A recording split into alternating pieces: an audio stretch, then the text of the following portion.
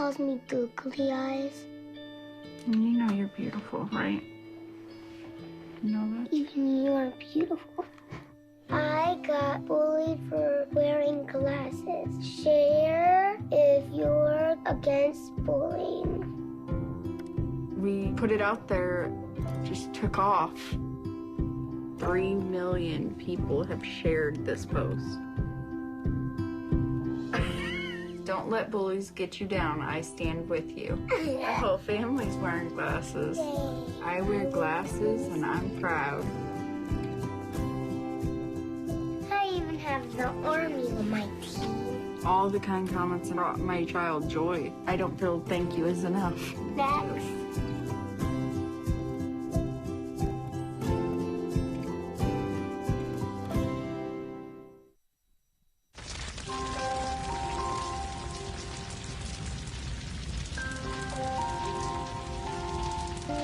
A single ember that escapes from a wildfire can travel more than a mile. That single ember can ignite and destroy your home or even your community. You can't control where that ember will land, only what happens when it does. Get Fire Adapted now at fireadapted.org. I wanted to find a bank with a purpose. I wanted to find a place that would take my money and not use it to cause the financial crisis, but to fix the financial crisis and to help end income inequality. The people that we employ are usually clients right off the streets. They don't have an account, but Amalgamated is willing to get that started for them. Their reputation of supporting the working man, I think, speaks for itself. This is a bank that cares for their customers, and I appreciate that. We were able to access a construction loan through the bank's programs, and that loan has helped us house 28 families in the community. Amalgamated is a bank that was started for and about working people. Many of our customers have a deep commitment to advocating for social and economic justice. We share that commitment, and we're not afraid to stand up and say that we need to change some of the way that the country does business.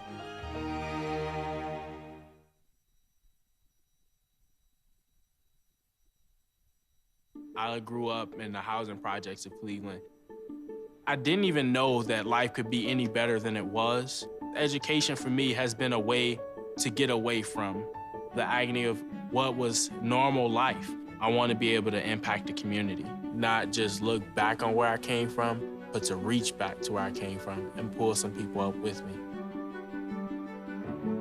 My name is David, and I am your dividend.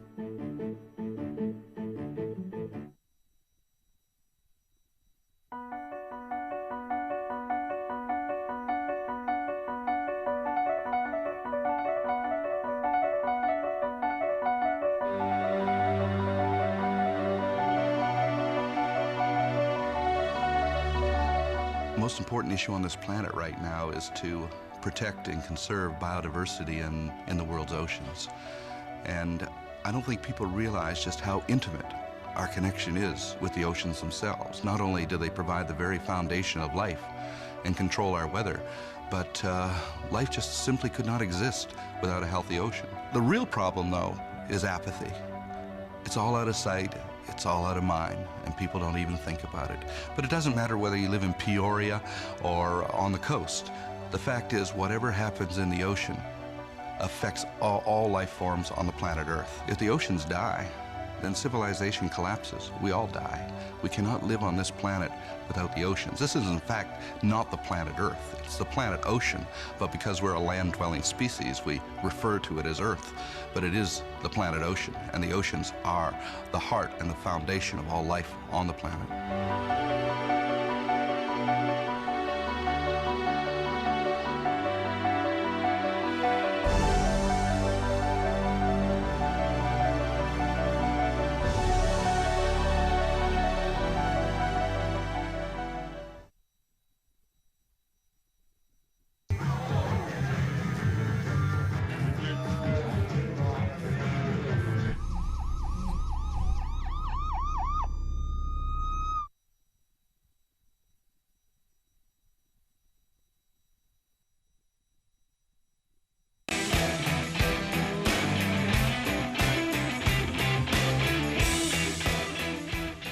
Hey, what do you say, folks? Yes, it is over. The New York primary is over, and this is the morning after Wednesday, April 20 here on the Bill Press Show. So good to see you today. I hope you are ready to jump into another big day. And New York rewarded the two frontrunners last night, rewarded the two New Yorkers last night big time. Hillary Clinton walking away with it, 15 points over Bernie Sanders. She won, especially down in, carried New York City all the way, every one of the boroughs. And she went up in Syracuse and Rochester and Buffalo as well. Bernie won all the smaller towns and smaller rural community parts of New York, but way behind.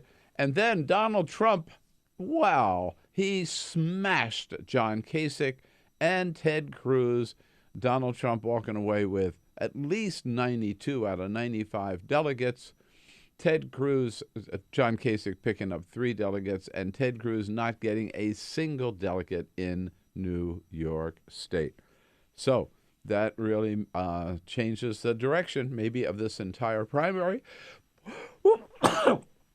Pardon me. And now we move on to next Tuesday, April 26th, with 5 big states: Connecticut, Delaware, Maryland, Pennsylvania, and Rhode Island. Rhode Island is the only one of the 5 that has an open primary where independents can vote, but those states all in the Mid-Atlantic and the Northeast region, very similar to New York in makeup, very similar to New York in values, and looks like also could be good territory for Donald Trump and Hillary Clinton, but Bernie Sanders looks good in Pennsylvania, Connecticut, and Rhode Island. All of that coming up. We'll be talking about it all morning here on the Bill Press Show. Good to have you with us. This is the Bill Press Show.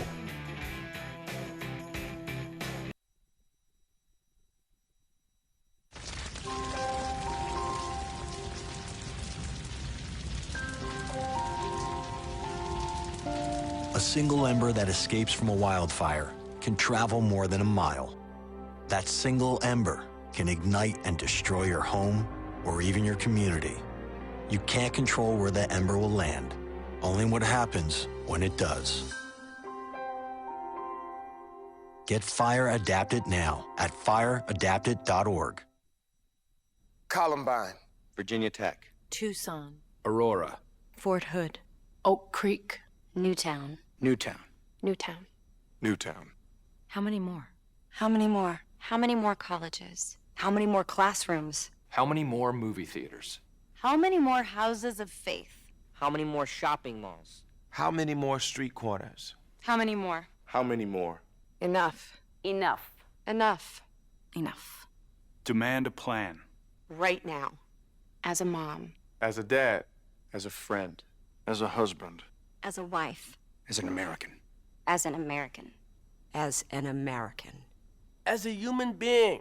For the children of Sandy Hook. Demand a plan. No more lists of names. It's not too soon. It's too late. Now is the time. Before we all know someone who loved someone on that list. No more lists. No more. Who they might have been. No more. If we had just done something yesterday. It's time. We can do better than this. We can do better than this. It's time. It's time. It's time for our leaders to act. Demand a plan. Right now. Right now. You! Demand it! Enough. Enough. Enough. Enough.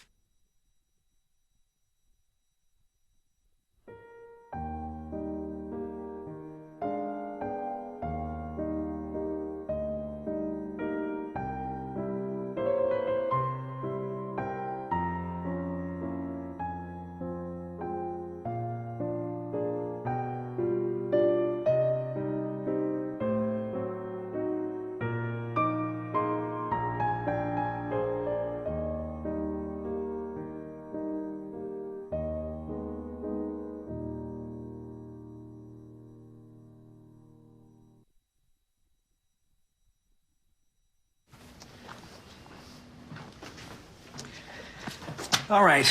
I know this isn't any fun to talk about, but we should. Okay. So who's going to do what? I'll pack the dead batteries. Great. I'll only put what I don't need into a duffel bag. Perfect. That's totally unhelpful. No problem. Meanwhile, I will try to comfort everyone by speaking in a calm voice. And I'll try to get the generator going without any gas. Oh, let's not forget the cell phones, which probably won't work. Right. And who is going to handle supplies? I can forget to do a list for us. Thanks, pal. Well, I think we couldn't be any less prepared. I'm proud of you guys. Talk to your kids about who to call, where to meet, what to pack. Visit ready.gov/kids for tips and information.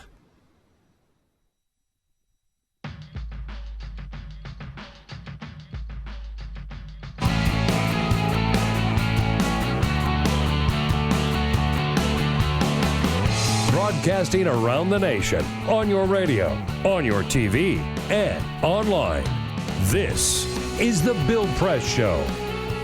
And New York State rewards the New Yorkers. A home state victory for Donald Trump and Hillary Clinton. Big time for both. Hello, everybody. Yes, it is. It is the morning after the New York primary, Wednesday, April 20. It is 4:20 for those of you in the know. So there's a double reason maybe for celebrating today, and we'll do it all with you here on The Bill Press Show, coming to you live from our nation's capital, Washington, D.C., and our studio on Capitol Hill. So good to see you this morning. Maybe I was with some of you earlier this morning. Man. Had the overnight shift on CNN from 11 p.m. East Coast time to 2 a.m. East Coast time, and then back at it here for the show. So, hey, you know, I'm good on you, man. I'm like Bernie. What's stamina? Yeah. Yeah. Yeah, exactly. I'll crash at any time. Don't worry about it. Here we go. Hey, great to see you today. We have so much to talk about. I really want to get your take on the New York primary. What does it mean? A lot of people now calling for Bernie to drop out, Ted Cruz to drop out, John Kasich to drop out. They're saying it's all over. Is it all over? What happened? What does it all mean? Where do we go from here? And, you know, CNN is already calling next Tuesday Super Tuesday. Oh, jeez. So, I mean, how many Super Tuesdays can you have in one primary, right? Yeah, I mean, we've already had a couple, right? At least two. Yeah. At least two. Yeah. Right. So this is Super Tuesday number 3, maybe? Whatever. Happy 3. Right. 3 So you take it and run with it and give us a call at 866-55-PRESS.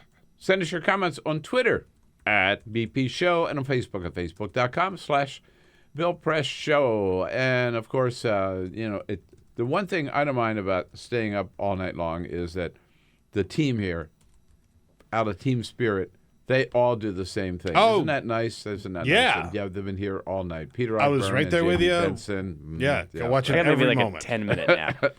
Yeah. It's a standing nap. Yeah. You know, I like to Well, make that's allowed. sure I That's watch allowed. all your appearances. As long as you're here. Yeah. Right. Right. Yeah. Ray Rogers. Not only that, she's awake to take your calls at 866-55-PRESS. And Cyprian Bolding, the man himself, our videographer on the job today as well. So good to have you with us. And it's just an amazing day. Yeah, 420. Right, 420. Let's not forget that, and we will celebrate that in style, of course.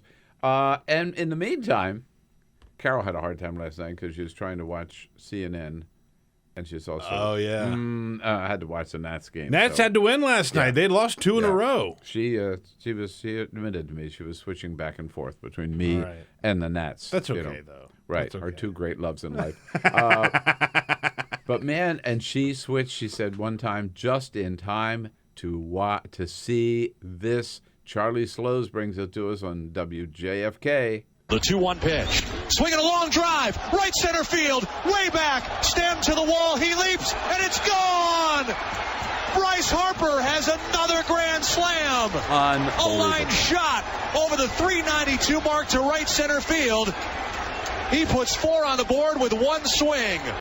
And they ended up winning 7-0. Right, they snapped that little 2-game losing streak. He just hit his very first grand slam of his career last week. And now he's hitting another one. Last week? That was his very first grand slam. I didn't realize Happened that. to be his 100th home run. 100th home run. It was his first grand slam. First grand slam of his career. So he hit another one last night. I like this new direction. 4 Nats hit a homer in the same inning last night. Jason Worth hit his 200th home run of his career. Wilson Ramos hit a homer. Bryce hit his homer. There were 4 Nationals who hit a home run in one inning. It was unbelievable. Whoa. Yeah, it was crazy. Oh, man. Who are they playing? The Marlins. The Marlins? Yeah, so was that the same pitcher? They're not a great, yeah. Same pitcher gave up 4 home. That's got to be a world's record. That's certainly. How'd you like to be in the record? Certainly a kick in the morale. How'd you like to be a record book for that? The pitcher who gave up the most home runs in one inning, right? Yeah.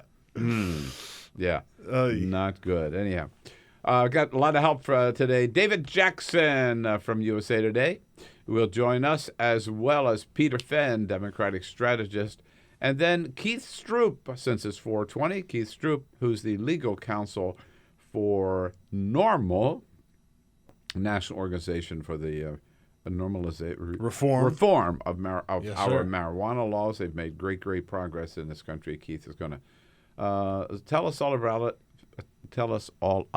it. And sorry, it's going to be a bad day. And celebrate with us. But first, this is the Full Court Press. You can take a little nap while I do this if you want to. We'll just give you a little break. Just a couple of other stories making news. A big day yesterday as 12 members of the Deaf and Hard of Hearing Bar Association were sworn in as members of the Supreme Court Bar. And this is very cool. Chief Justice John Roberts was there to swear them in, and for the very first time, he swore them in using sign language. Nice. It's never been done before. And he said, this is something that a lot of people need to learn how to do, and so he sort of set the example by swearing them in, using, of course, just English and speaking, and he also signed to swear them in. So congratulations. Did you take lessons in signing? He knows sign language. Yeah, I mean, he went and learned sign language. He knows how to do it. So he did this to swear these guys in. Isn't that cool? Yeah. That's a good story. Great. McDonald's is, we talked about they've had some business issues. They recovered a little bit with their all-day breakfast and all of that, but they have a new idea that they are testing out at a Missouri McDonald's. Believe it or not, all-you-can-eat French fries. Oh, my God. They're making the best. This is crazy. Now, I will say, as I'm not a lover of McDonald's food, but McDonald's does have phenomenal French fries. The best fries out of all of the fast food chains. Yeah. If we're ranking them. No? Where do you land? He's a Five Guys guy. Five Guys. Yeah, he's a Five. Oh. Now, I used to, but back... Five Guys fries are better, I think, but... Back in the days when I would go to McDonald's, yeah, I really did think they had phenomenal fries. They do have good fries. They do have good fries. Maybe they still do. I wouldn't know. I haven't been to McDonald's. I can say this. Every now and then we get... Five Guys. Yeah. Every now and then we'll get McDonald's for the kids every once in a blue moon, and they will end up missing a couple of fries because I take them. But this Missouri McDonald's is going to be serving all-you-can-eat fries, and they're trying to make McDonald's a little bit more of a sit-down restaurant, more of an earth-tone decor, a large kids' play area, modern kiosks. Wait. Go ahead. Earth-tone decor? Earth-tone decor. They're making it like a nice sit-down. It's not going to be that's bright. why I go to McDonald's for the decor. But everybody is focusing on this, the all-you-can-eat fries. So, yeah, go get some fries, I guess, if you want, And Conor McGregor is probably the biggest name in all of MMA, mixed martial arts fighting. But yesterday, he tweeted, "I have decided to retire young. Thanks for the cheese. Catch yas later." Not sure what exactly all of that means, but he's saying he's not going to fight. He was supposed to fight in a rematch on July 9th with Nate Diaz after Diaz beat him in March. But McGregor says he is not going to fight in that match. And like you said, he's going to retire young. More on the story as it comes through, but could be the end of Conor McGregor. What's young mean? He is. How old? They don't say in this article, of course. You ever watched an MMA match? He's Bill? pretty young. Kitty? He's pretty It is vicious. I hate it. I hate it. You know what the freakiest thing, the cauliflower ear that they Yeah. get? Because they punch each other in the ear so much. Yeah, and their yeah. ears just puff up. We had. I don't need that. We had one of the MMA fighters here in studio a couple of years ago. Yeah, Randy somebody. Randy Couture. Randy Couture came in. Yeah, Randy Couture came in. Yeah. But he did. He had that cauliflower ear because he'd been hitting his ear so many times. It's a brutal sport. I don't like it. It's just pure brutality. Yeah, let's take a look at New York and see what it all means. The big winners, Hillary Clinton and Donald Trump. On the Republican side, Donald Trump, ran away with it. He got 60.5% of the vote. This is the latest this morning, 98.5% in. John Kasich in second place with 25%, but just look at that. Trump beating him by 35%. And then Ted Cruz down at 14.5%. It really shows in the delegates that Donald Trump at this point, there are 95 delegates for the Republicans, Donald Trump will walk away with 89, at least 89 of them. John Kasich with 3. There are a couple of congressional districts to sort out, so there are still 3 more delegates to be decided. Kasich may pick up another one. Donald Trump might get all 3. Ted Cruz is going to walk away with a big goose egg. Not one delegate in New York, out of New York for Ted Cruz, which really changes when I say that I thought this primary last night was really definitive on both sides, but certainly on the Republican side, it changed the narrative overnight. The last 2 weeks, we've been talking about how Ted Cruz is the guy with the organization. Ted Cruz has been out there picking up these delegates. Ted Cruz is cutting into Donald Trump's lead. It looks like the wind might have gone out of Donald Trump's sails. Last night, you got to say, he is now back on track and back on top. No absolutely. doubt about it. And now the talk is, does Ted Cruz even stand a chance? And that is multiplied by the fact that coming up next Tuesday, April 26, having won New York, now Donald Trump can look at states that are sort of clustered around New York, at least from mid-Atlantic to the Northeast. And we're talking Connecticut, we're talking Rhode Island, we're talking Pennsylvania, we're talking Delaware, and we're talking Maryland, which all 5 should be pretty good states for Donald Trump. So it's a big night for Trump and could very well propel him into the nomination, which I guess is the first question. 866-55-PRESS. Is Donald Trump the likely or the presumptive Republican nominee? 866-55-PRESS. What do you think? A couple of weeks ago when we started to see some of the Trump momentum fall apart and sort of really saw Trump getting hurt politically, I think we were on the same page. I could see him going down, but it was also based on an assumption that Cruz was going to be able to make up some ground, right? And the first big test that we were going to see of that was in New York, and Cruz didn't come anywhere close. It was never close, and he didn't close that gap at all. No, and they even thought that he might be able to pick up a couple of congressional districts upstate where there's an evangelical base and a more conservative electorate, but no. Didn't work for Ted Cruz at all. And by the way, I think the further sign that you saw that there is a new Donald Trump is his speech last night. He came out. He spoke for 8 minutes, not for one of those hour-long harangues, in front of the media. And here was, I thought, most significant. Well, Jamie, if we can find this clip, it might be, didn't give you any advance notice here, but afterwards, right, talked about, I think he was talking to reporters, he said we had to unite the party, then he said, I'm getting all these delegates, and Cruz is almost out. You with me? We don't have much of a race anymore, based on what I'm seeing on television. Listen carefully. Senator Cruz is just about mathematically eliminated. Wait. He said Senator Cruz. Yeah. He didn't say lied dead.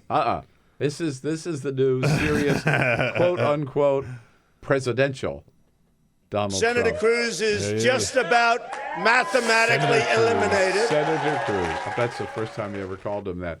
Hey, before we take a break here and talk about the Democratic side, also very exciting. Let's say hello to Ike down in Charleston. Ike, how you doing? Hey, good, What's up? Good 420 morning to Ray, Jamie, Cypriot, and the Mighty Og. And, man. Since you're doing double time, I guess I'm going to have to double up on the shipment from the Bill. Yes. The Bill Press Memorial Garden. Yes. Yeah. All right. Yeah, listen, I mean, this is going to line up great. You know, put a billionaire up there, a symbol of the 1%, who's a complete buffoon and an idiot, and watch Hillary chew him up the same way she chewed up the Benghazi hearing and Trey Gowdy and that idiot. You know, and you know, there's another thing that I think that people are missing here that we really want to see. Besides making history by putting the first woman in the White House, I want to see Bill and the Liberal Army come back in there, bring Bernie with him, have him stay in the race, and let's make sure we sting Hillary enough to the point that she takes on the 1% and she does help us with the living wage and going for universal health care and getting the Supreme Court back in order. But, you know, bring the Liberal Army in there, Robert Reich and the rest of them, and let's get this thing straightened out. It took them 8 years to screw it up. It takes us 16 to straighten it up. You know what? I think that's great. Absolutely. And I think certainly she's more likely to do that because of Bernie and the way Bernie has really influenced her in this primary. And I think Bernie is going. There's no doubt, and we'll get to this. This is a great transition, Ike, for the next part. Is Bernie? I think is definitely going to stay in. He should stay in, and he wants to not just end this with this primary, but to influence this party, to shake up this party, and to shake up the next presidency, so we stay on that progressive agenda. Bring the Liberal Army in, as Ike says. Absolutely. Let's talk about the Democratic side coming up next. First question. Is Donald Trump the nominee? 866-55-PRESS. Should Bernie hang in there or drop out? 866-55-PRESS. We'll be right back. Your progressive headquarters for the 2016 election. This is The Bill Press Show.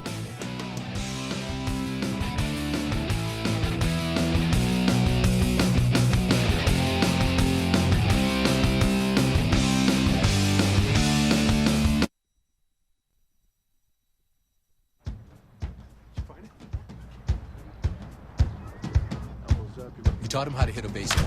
Just like that. Say hi. How to hit a receiver.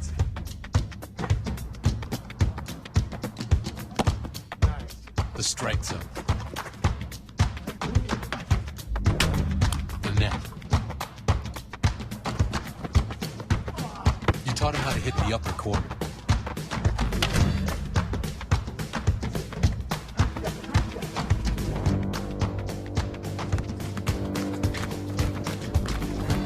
You even taught him how to hit the open man. But how much time have you spent teaching him what not to hit?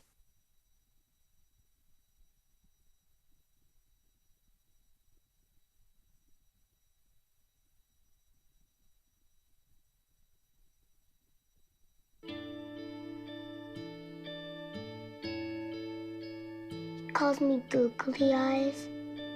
You know you're beautiful, right? You know that? Even you're beautiful. I got bullied for wearing glasses. Share if you're against bullying. We put it out there, just took off. 3 million people have shared this post.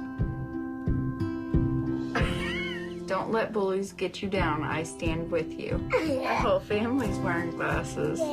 I wear glasses and I'm proud. I even have the army on my team. All the kind comments brought my child joy. I don't feel thank you is enough. Thanks.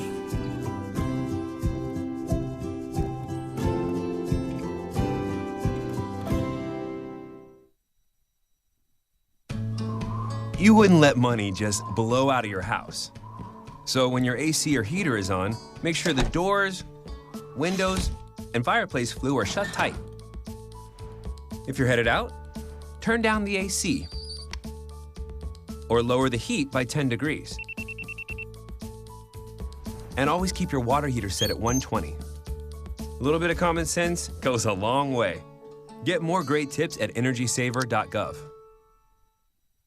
So, I'm kind of new here, but I've noticed a trend. My human does this funny thing where she goes around and gets all my toys, and then she hides them in that basket by the door. You know, but it's always the same basket, and it's always in the same place. And then she acts so surprised when I find them, but, you know, she's putting them in the same basket. Again. It's like, hello? That's where you put it last time. You were the worst at hide and go seek. I grew up in the housing projects of Cleveland. I didn't even know that life could be any better than it was. Education for me has been a way to get away from the agony of what was normal life. I want to be able to impact the community, not just look back on where I came from, but to reach back to where I came from and pull some people up with me.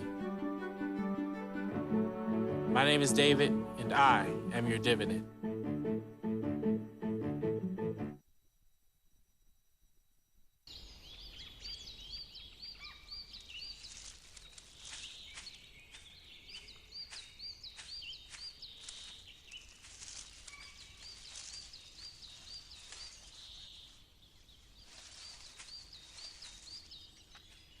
At Earth Justice, we defend the environment in the courtroom. Join our fight. When you take a seat, you take a stand. Earth Justice, because the Earth needs a good lawyer.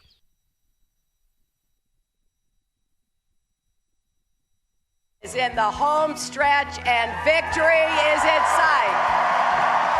This is the Bill Press Show. Hillary Clinton savoring a great big win in New York, home state, yesterday as well. I said before the polls had closed that she needed to win in New York. Bernie didn't need to win, but he had to keep it under 10, really, to make it a significant showing. That if he got under 10, it would be a win. If he got under 5, it would be a big win. If he won, it would be Mount Vesuvius. Hillary Clinton won by 15 points, walked away with it. Bernie Sanders taking the day off to regroup, and then he's back in Pennsylvania tomorrow. But the numbers on the Democratic side, Hillary Clinton 57.9, Bernie Sanders 42.1.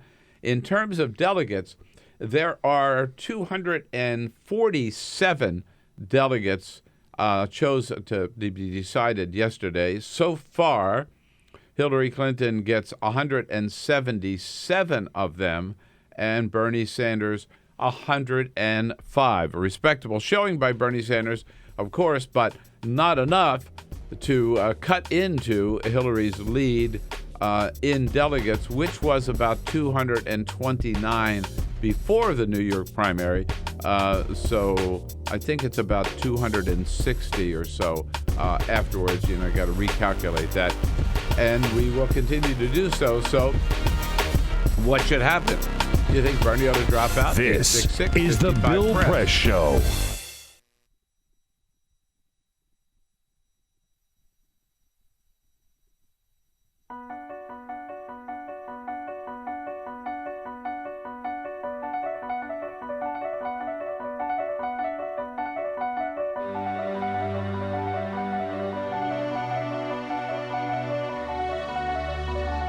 The most important issue on this planet right now is to protect and conserve biodiversity in the world's oceans. And I don't think people realize just how intimate our connection is with the oceans themselves. Not only do they provide the very foundation of life and control our weather, but life just simply could not exist without a healthy ocean. The real problem, though, is apathy. It's all out of sight. It's all out of mind, and people don't even think about it. But it doesn't matter whether you live in Peoria or on the coast. The fact is, whatever happens in the ocean affects all life forms on the planet Earth. If the oceans die, then civilization collapses. We all die. We cannot live on this planet without the oceans. This is, in fact, not the planet Earth. It's the planet ocean, but because we're a land-dwelling species, we refer to it as Earth. But it is the planet ocean, and the oceans are the heart and the foundation of all life on the planet.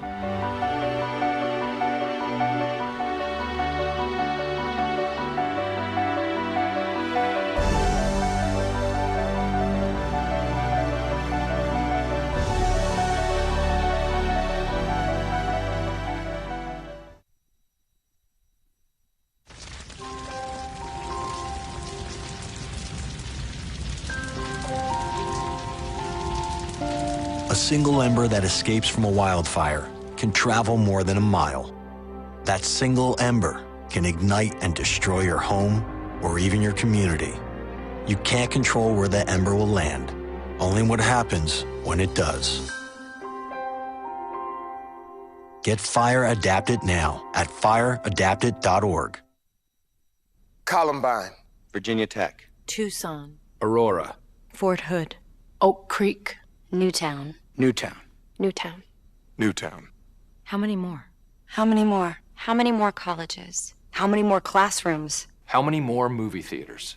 How many more houses of faith? How many more shopping malls? How many more street corners? How many more? How many more? Enough. Enough. Enough. Enough. Demand a plan. Right now. As a mom. As a dad. As a friend. As a husband. As a wife. As an American. As an American. As an American. As a human being. For the children of Sandy Hook. Demand a plan. No more lists of names. It's not too soon. It's too late. Now is the time. Before we all know someone who loved someone on that list. No more lists. No more. Who they might have been. No more. If we had just done something yesterday. It's time. We can do better than this. We can do better than this. It's time. It's time. It's time for our leaders to act. Demand a plan. Right now. Right now. You! Demand it! Enough. Enough. Enough. Enough.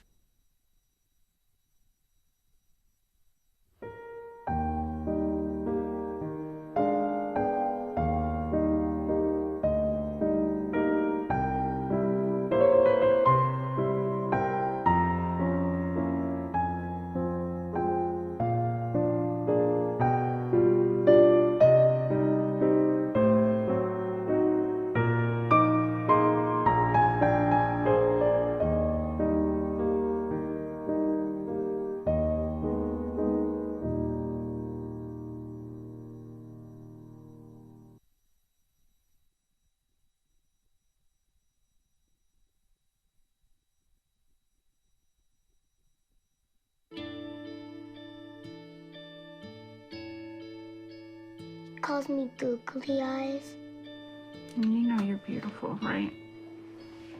You know that? Even you are beautiful. I got bullied for wearing glasses.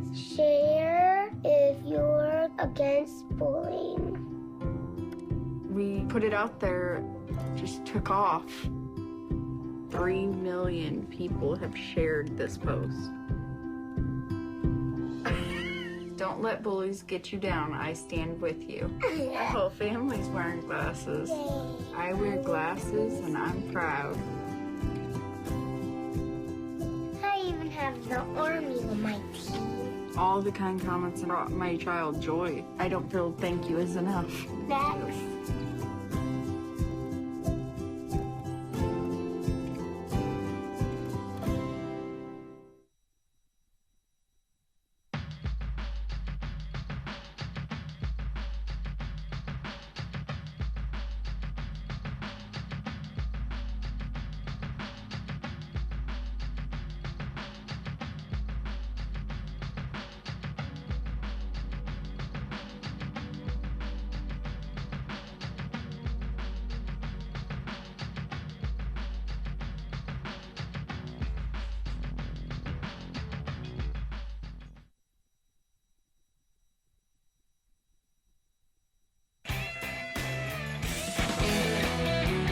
So here we go now at 34 minutes after the hour.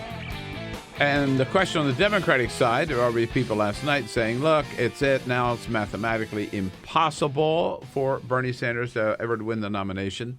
Not quite. Very, very difficult. Improbable, maybe. Not impossible. Therefore, Bernie ought to just get out and let Hillary concentrate on Donald Trump.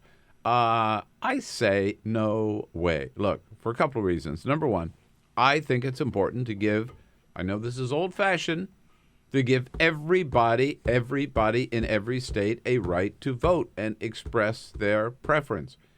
And I particularly say that because the end of the road is not only New Mexico, not only New Jersey, but my state of California. Damn it. And I want California to count, and I want the people of California not to be counted out.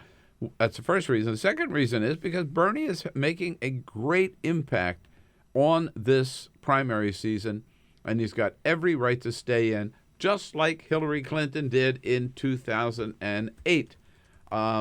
Just a quick line before we get to your calls here, 866-55-PRESS. From the New York Times, their lead editorial today is Stay, Underdogs, Stay. First, it talks about John Kasich, and it says, Mr. Kasich is not an exciting candidate or even a political moderate, but he is the most sane-sounding individual in the Republican field and has been from the start. They say he ought to stay in. As for Bernie, New York Times, Mr. Sanders' presence has made this an immeasurably more substantive race in which both candidates' policies have been better vetted and, as a result, better delineated. Stay in. You know, there's an argument here about Bernie Sanders and why is he still in the race, right? Aside from the fact that he's not eliminated or anything, but look at what happened with the minimum wage, right? Yeah. The minimum wage issue, because Hillary Clinton early on has said there's no way we're going to get $15 minimum wage. And Bernie, this whole time, even though he's been way behind and that the narrative says that there's no way he can win, this whole time he keeps saying, we've got to have a $15 minimum wage in this country. We've got to have a $15 minimum wage in this country. And then, lo and behold, look who sort of comes along with that. Hillary Clinton comes on board halfway. Yeah, kind of halfway, right. But, right. I mean, this, like, if you want to see, when you say things like, if Bernie wants to do this for the good of the party, the Keystone Pipeline, TPP. Yeah, all these issues, you can see what good it's doing by having Bernie in. It's not tearing the party apart. No. It's making her a stronger candidate. All right. And comments before we go to phone? Don't forget, yes, we are on Twitter. On Twitter at BP Show, at BP Show. A quick comment from Phil, who says, as long as Bernie pivots his attacks towards the GOP, he should definitely stay in. He certainly has the money. And Holly weighs in, says, instead of wasting money attacking Hillary Clinton, Bernie ought to use his money to turn Congress into a blue Congress. So sort of saying he should shift his attention on Twitter. He's running for president. Yeah, I get it. Right. You know, he'll help a lot of members of Congress. He'll help a lot of senators who are running for re-election too. But he's got to. I'm not saying to attack Hillary, but he's got to continue to focus on running for president. Let's go out to Elgin, Illinois. Hello, Ron. Good morning, folks. Yeah. Peter, first of all, you're in charge of making sure Bill has enough energy drinks for him. Working on it. But from the dark side, yeah, I think that Trump is the presumptive winner of the nomination. But to Peter's point, again, that he made a few weeks ago, maybe the best way to beat this guy in a perverted sort of way is to make sure he gets the nomination so that Hillary can take him out at the national election. Right. And as far as Bernie staying in, he should stay in, not just because she stayed in 2008, but I think as everybody has started to kind of wrap up this morning, he will help form the platform come convention time. Absolutely. Yeah. And that will, I mean, all the points that you've made about the minimum wage and pipeline, this is where Bernie will do his biggest impact. And the only other comment I would make is, you know, their debates, if they have any more debates, they should be a little bit less robust. Well, it was a good debate last time, but it was a little maybe over the top at times. Well, you know, it was in Brooklyn, Rod, and that crowd, I think that crowd had a lot to do with whipping them up, and you're not going to see another crowd like that. But to Ron's point, and I made this point last night on CNN too. Look, so question, should Bernie drop out? Well, let's talk about what Bernie's goals are, right? Why he's there. Yeah. He's there for, as I see it, 3 reasons. One, he really wants to win the nomination, and he wants to be president of the United States. 2, he wants to shape the agenda of this primary season and this election and get the issues out there that we progressives care about. And 3, he really wants to shake up the party and change the Democratic Party and get the Democratic Party back on track and back on its mission of representing and fighting for working class Americans.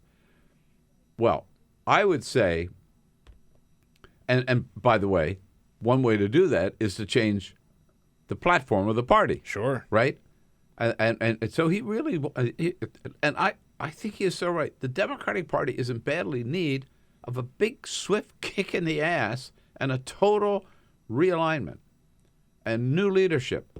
And that's so achieving those 3 goals, the more delegates he gets, the more likely he's going to achieve those 3 goals. And while he may not win the nomination, you could say he has already succeeded in shaping the agenda and will do so even more. And I think he is well on his way to shaking up the party. Yeah. I think people realize now that this old, almost elitist Democratic Party has become kind of elitist that maybe cares. I go back to my book, Buyer's Remorse, or Tom Frank's book, Listen Liberal, that the party that maybe now represents more like the Republican Party, more the Wall Street executives or the Silicon Valley executives than working class Americans. I think Bernie's well on his way to saying, let's get back to our roots. And if there's one lesson out of this, right, like if Bernie doesn't get the nomination, right, in another couple of years, there's going to be another candidate who is just as progressive and just as, quote unquote, out there as Bernie Sanders is. And that candidate's going to win. Now is the time. Yeah. Now is the time. So I think if they continue, give everybody a choice, and then as soon as Hillary gets all the delegates that she needs to win the nomination, like in 2008, okay, then we all get together and we destroy Donald Trump. Becky is down in Greenwood, South Carolina. You know Greenwood, Peter? I don't know Greenwood. All I know Greenville. I don't know Greenwood. Becky's going to tell us about it. Hi, Becky. Hello. What do you think? I think that back in when Clinton was running for president, he told us that we got 2 for 1, him and his wife. Yeah. Well, now his wife is running, and she's agreeing with the $15 minimum wage and all of this stuff. But just like her husband, he didn't agree with NAFTA, but as soon as he got in there, he signed it. So I think that she will forget all about the $15 an hour minimum wage and do whatever she wants once she gets in there. So I hope Senator Sanders keeps running, and I hope everybody keeps voting for him.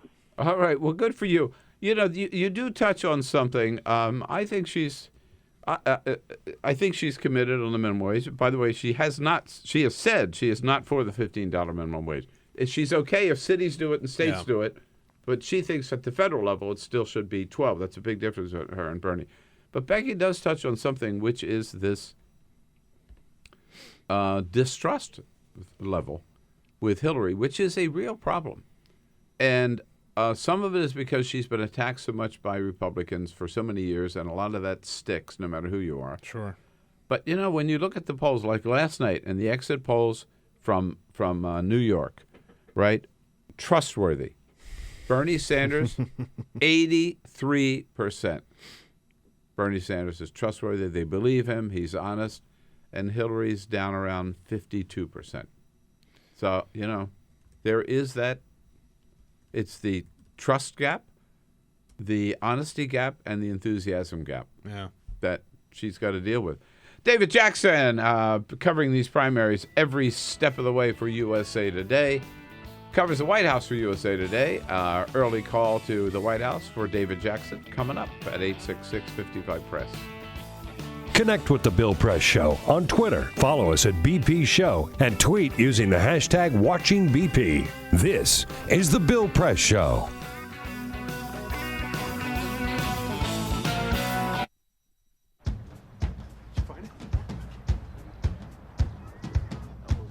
You taught him how to hit a baseball. Just like that. Say hi. How to hit a receiver.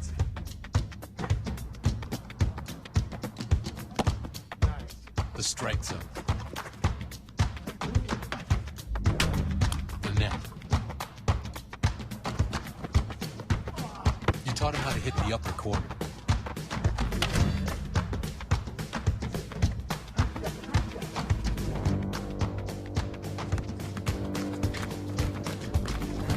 You even taught him how to hit the open man. But how much time have you spent teaching him what not to hit?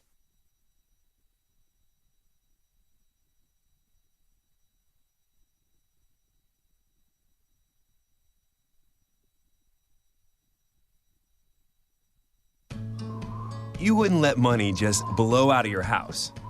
So when your AC or heater is on, make sure the doors, windows, and fireplace flue are shut tight.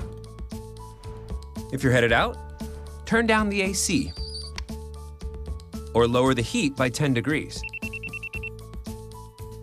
And always keep your water heater set at 120. A little bit of common sense goes a long way. Get more great tips at energysaver.gov. So, I'm kind of new here, but I've noticed a trend. My human does this funny thing where she goes around and gets all my toys, and then she hides them in that basket by the door. But it's always the same basket, and it's always in the same place. And then she acts so surprised when I find them, but, she's putting them in the same basket. Again. It's like, hello, that's where you put it last time. You were the worst at hide and go seek.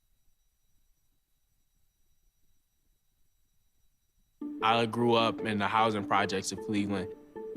I didn't even know that life could be any better than it was. Education for me has been a way to get away from the agony of what was normal life. I want to be able to impact the community, not just look back on where I came from, but to reach back to where I came from and pull some people up with me. My name is David, and I am your dividend.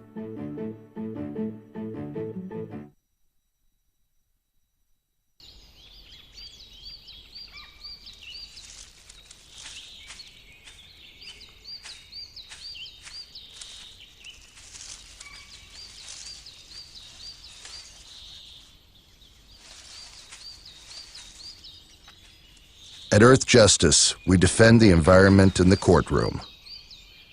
Join our fight. When you take a seat, you take a stand.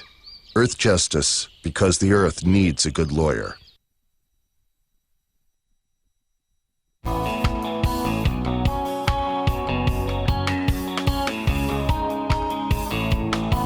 Help keep all the presidential candidates straight with your progressive headquarters for the 2016 election. This is The Bill Press Show.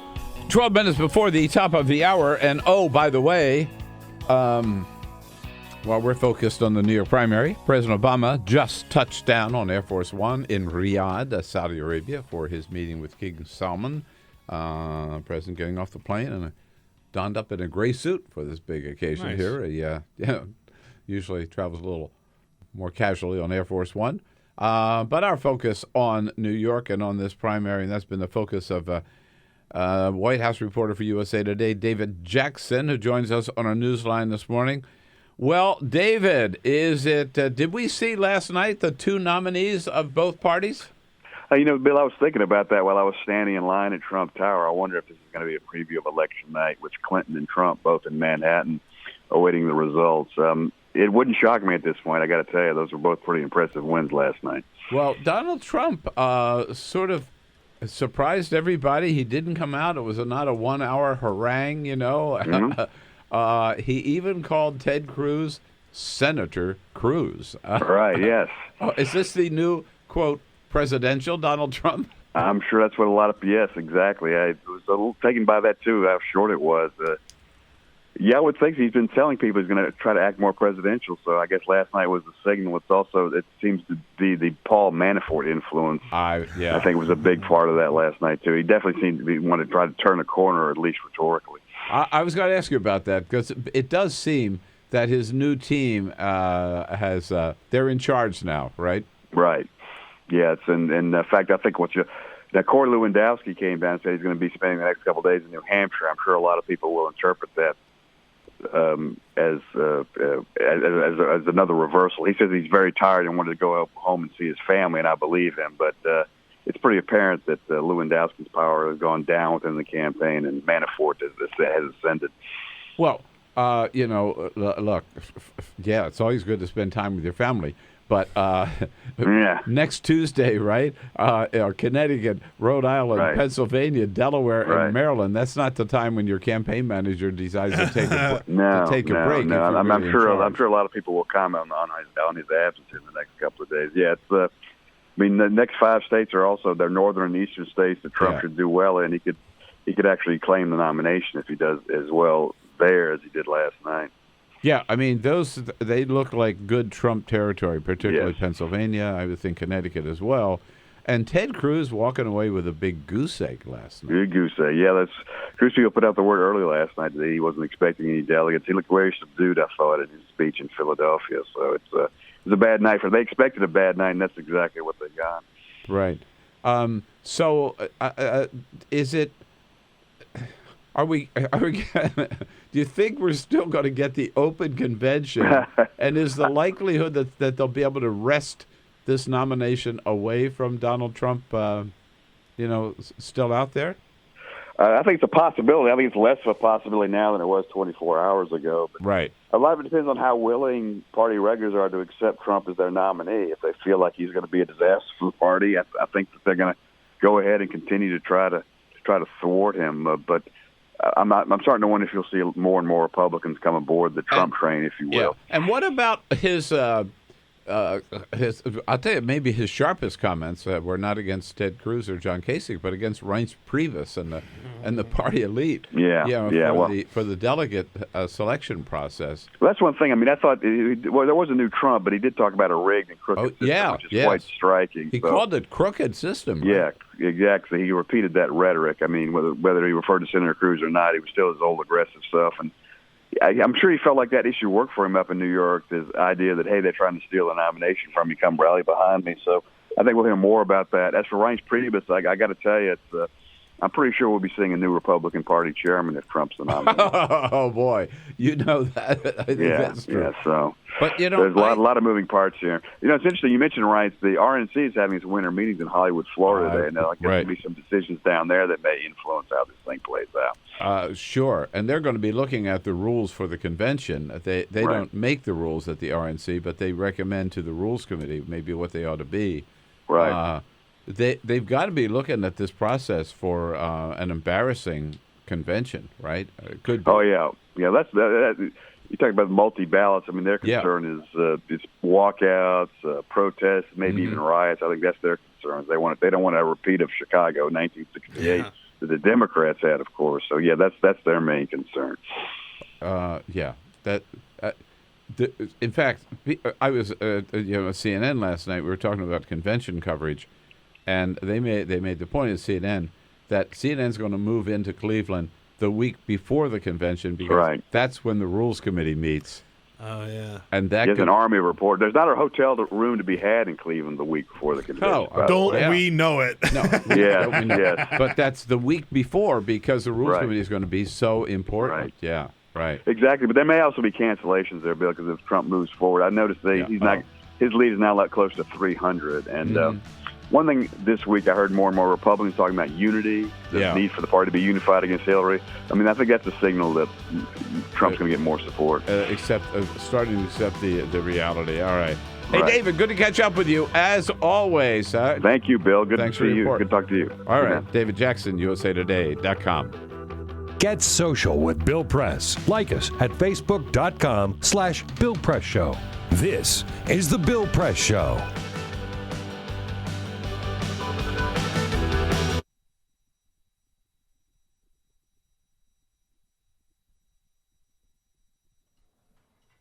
For my 6th birthday, my grandpa gave me a Rubik's Cube.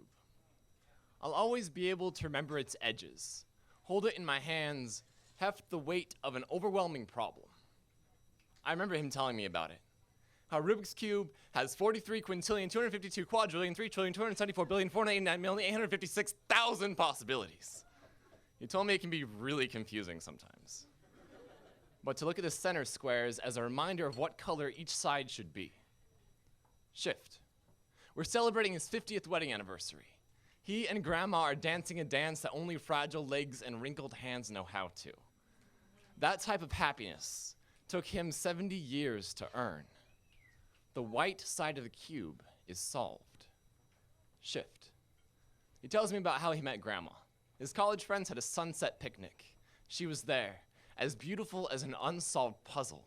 She was a red-headed scramble on an orange tile sky. Shift. The walls of the hospital are blue.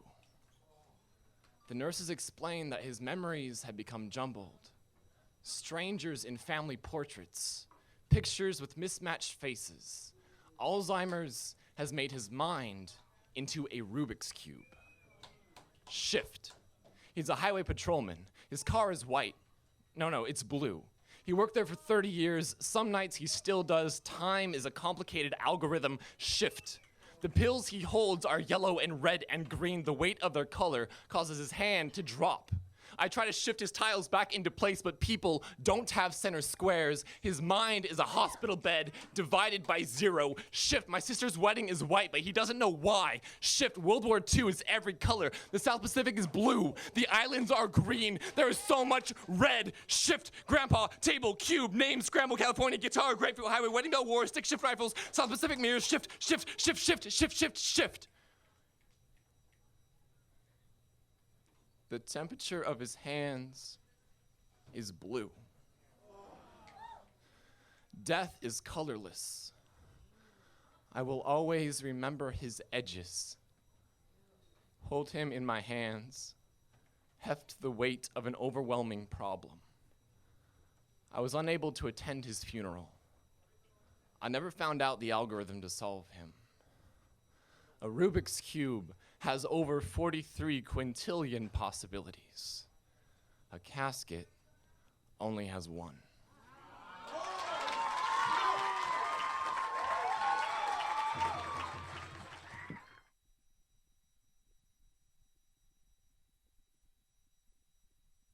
And the Ad Council.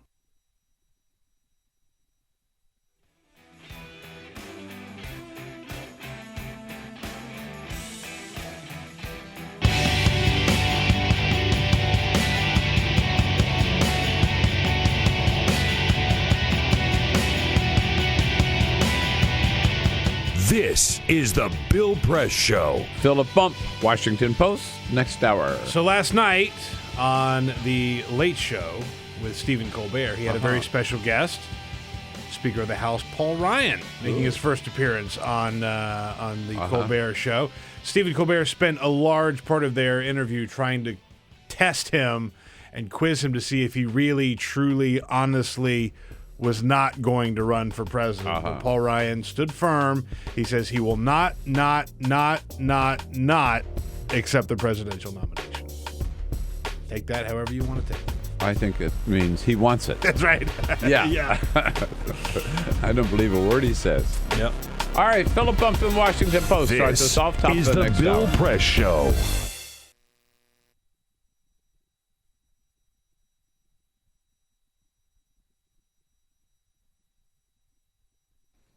For Mike Brown.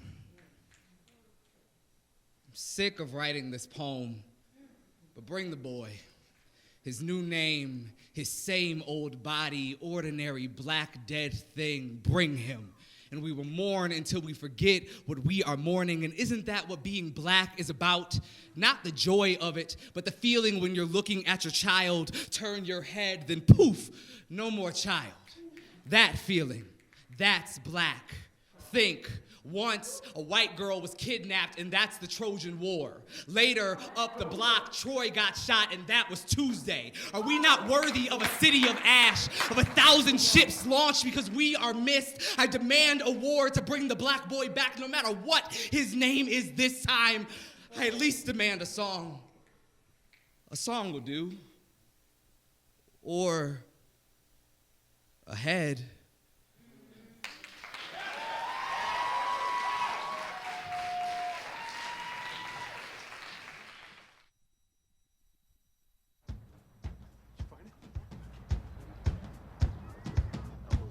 You taught him how to hit a baseball.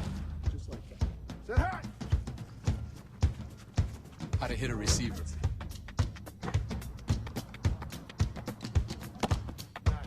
The strike zone. The net.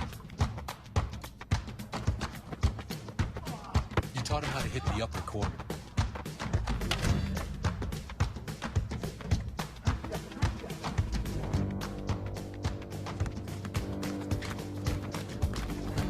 You even taught him how to hit the open man.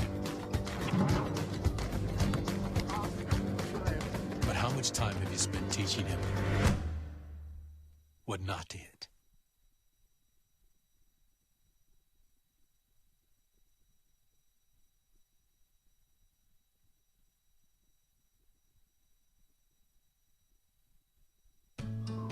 You wouldn't let money just blow out of your house. So when your AC or heater is on, make sure the doors, windows, and fireplace flue are shut tight. If you're headed out, turn down the AC or lower the heat by 10 degrees. And always keep your water heater set at 120. A little bit of common sense goes a long way. Get more great tips at energysaver.gov. So, I'm kind of new here, but I've noticed a trend. My human does this funny thing where she goes around and gets all my toys, and then she hides them in that basket by the door. You know, but it's always the same basket, and it's always in the same place. And then she acts so surprised when I find them, but, you know, she's putting them in the same basket. Again. It's like, hello?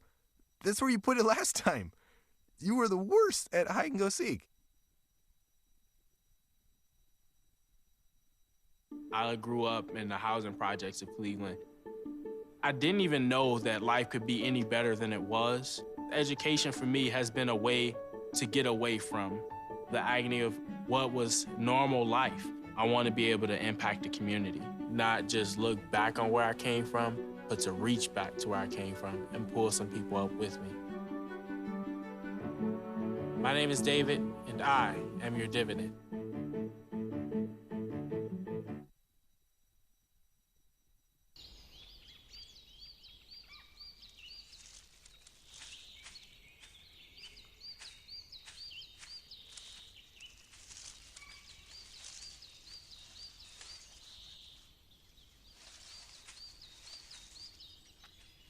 At Earth Justice, we defend the environment in the courtroom. Join our fight. When you take a seat, you take a stand. Earth Justice, because the Earth needs a good lawyer.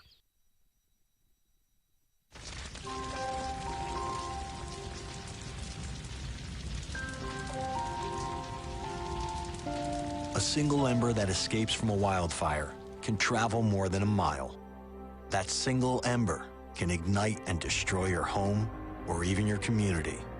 You can't control where that ember will land, only what happens when it does. Get Fire Adapted now at fireadapted.org. Columbine, Virginia Tech, Tucson, Aurora, Fort Hood, Oak Creek, Newtown, Newtown, Newtown. Newtown. How many more? How many more? How many more colleges? How many more classrooms? How many more movie theaters? How many more houses of faith? How many more shopping malls? How many more street corners? How many more? How many more? Enough. Enough. Enough. Enough. Demand a plan. Right now. As a mom. As a dad, as a friend, as a husband, As a wife. as an American. As an American. As an American. As a human being. for the children of Sandy Hook. Demand a plan. No more lists of names. It's not too soon. It's too late. Now is the time. Before we all know someone who loved someone on that list. No more lists. No more. Who they might have been. No more. If we had just done something yesterday. It's time. We can do better than this. We can do better than this. It's time. It's time. It's time for our leaders to act. Demand a plan. Right now. Right now. You! Demand it! Enough. Enough. Enough. Enough.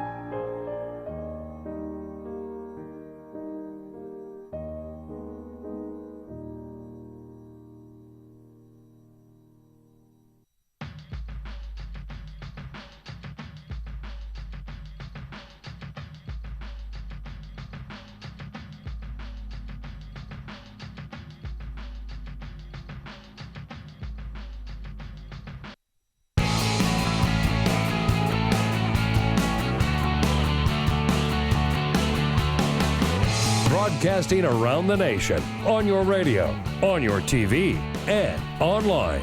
This is The Bill Press Show. And New York rewards its home state New Yorkers. Hillary Clinton and Donald Trump, big wins last night. Hello, everybody. Here we go.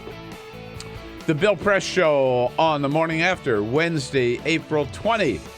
Yep, that's 420, which happens to be a big day for another reason we'll get into later in the program.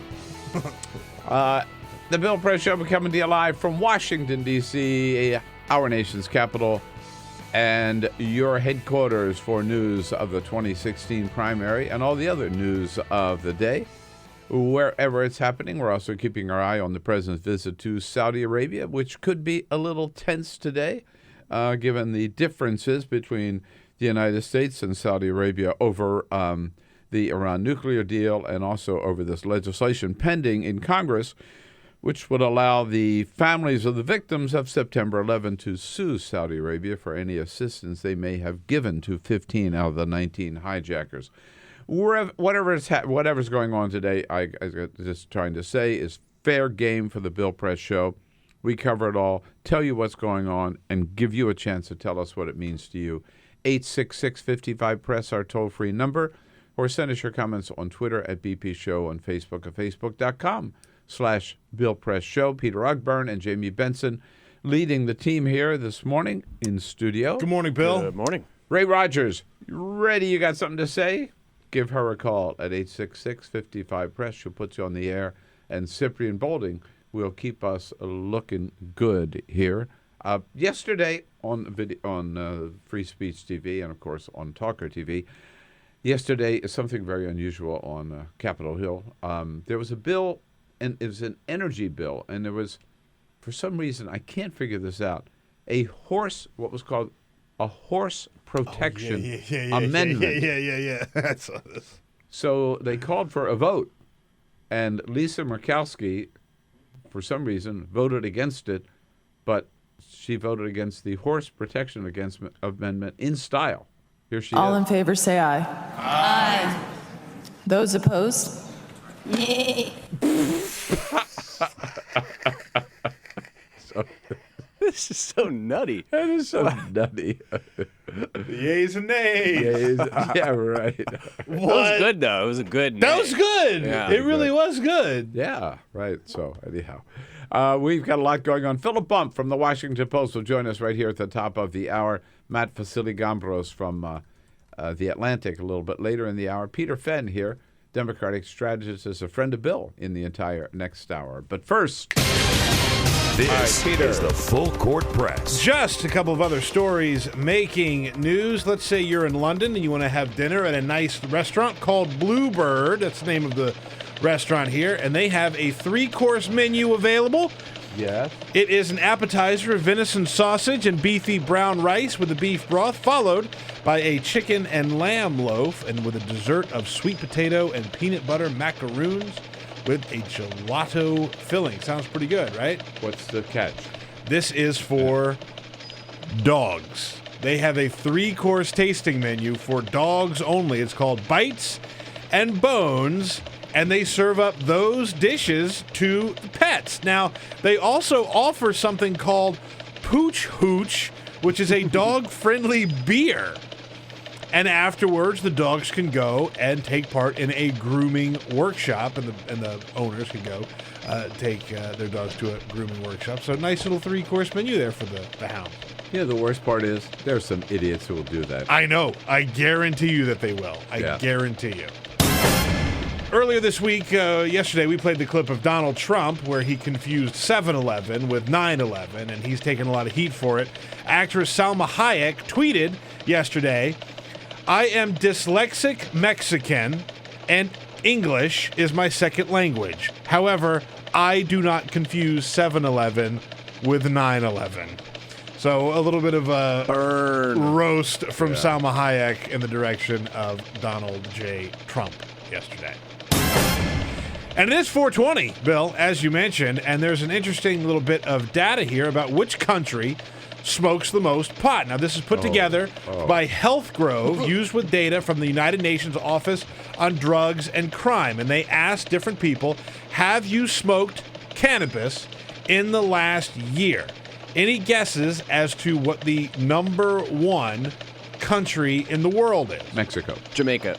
Mexico and Jamaica, not even in the top 5. Wow. Number 1 is Iceland. Marijuana is illegal there, but 18.3% of the people who live there reported using cannabis in the last year. Second on the list, right here in America, baby. We are number 2. God bless America. Where it is also illegal in a lot of, at the federal level, but decriminalized here in different states. 15.4% I'm so of proud people. of Yeah, America. right? Aren't you proud of that? Yeah. So we're number 2. Number 3 is New Zealand. At number 4 is Nigeria. Number 5 is Canada. Oh, all right. Yeah. I understand Iceland. I mean, what the hell else are you going to do? It's so cold up there. You got it. Yes, Happy 420. Happy 420.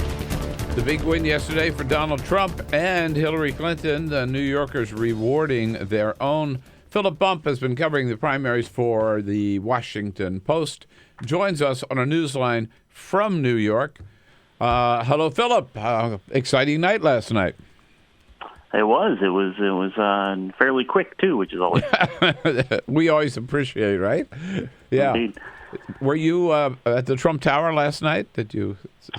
No, I wasn't. Although, from everything I understand, it was a complete madhouse, which is not entirely atypical. But yeah, that sounds like par for the course. Yeah, exactly. Right. Exactly. But it was a different kind of Donald Trump, right? I mean, he only spoke for 8 minutes. To my knowledge, he didn't use any obscenities or call any people weird names. And, right. I guess he was as close to presidential as we'll ever see him. He was subdued. Yeah, it was probably the most subdued he's been since he lost Iowa, which I think is interesting. I mean, if you remember that, everyone that night was waiting to see how he'd fly off the handle. Right. And last night, there's no Lion Ted. There was no, whatever his current appellation for Hillary Clinton is. Crooked Hillary. Yeah, right. That's right, crooked. Yeah, right. Just none of that. And it was fairly quick. I mean, it obviously was a dominant performance, and so he didn't have to sort of show off his feathers in the way that he normally likes to. But I think he gets that this is he's in a very tough race towards 1237, the number of delegates he needs to clinch nomination, and I think that's showing in the moves he's making and the staffing he's doing, and maybe it's showing in his attitude towards things. Right. So on the Democratic side, Bernie Sanders had 27,000 people out last Wednesday at Washington Square. Over the weekend in Brooklyn's Prospect Park, 28,300. And he lost every single one of the boroughs in New York City. In fact, and I saw last night somebody was tweeting out that Bernie Sanders didn't carry any of the congressional districts or any of the precincts around Washington Square, despite the big crowd. What happened? Well, I mean, I think it's a good reminder that crowds don't really tell us a lot, particularly in a large city, right? I mean, 27,000 people, it's a lot of people for a rally, but it's not a lot as a percentage of the voters in New York State or New York City. I think what happened is, I think you're right that this is. I think too that this was a state that has been the sort of state that has gone toward Hillary Clinton in part because it has a large non-white population, and particularly a large black population, which is the sort of states where Sanders has struggled. And I honestly, I don't think there's a whole lot of mystery to it. It's her home state, and it had demographics that were favorable to her. Right. And also, there was something else that was favorable to her, and I wanted to ask you about that, and that is it was not only a closed primary, but if independents did want to vote, they had to have registered with that party last October, 6 months ahead of time. And so what did we learn about the New York primary process? Well, it's fascinating. Part of the reason that this got so much attention is the fact that normally no one cares about the New York primary because it's late up in the cycle and things are already decided, right? Yeah. Not only that, but there aren't usually people who appeal so strongly to independents. Usually two Democrats who've always been Democrats that are running against each other, and the independents are less interested in that. This time, of course, we had a guy who is an independent in the Senate who throws his hat into the ring that has a lot of appeal in a lot of New York. I don't know that if this had not been a closed primary, if independents had been allowed to vote for the Democrat, or if they had been allowed to register within a reasonable time period to do so, I don't know that would have changed the outcome. I mean, Hillary Clinton won by a large margin, but it's very much the case that there are a lot of states in exit polling. Last time I looked, just about every state where there's exit polling, at least 30% of Bernie Sanders supporters come from independent voters. There were people who came out yesterday, according to exit polls, who identified as independents, even though they're registered as Democrats, and they went heavily for Bernie Sanders. But you're right, that was definitely something that caused his numbers to be lower than they would otherwise have been. Right.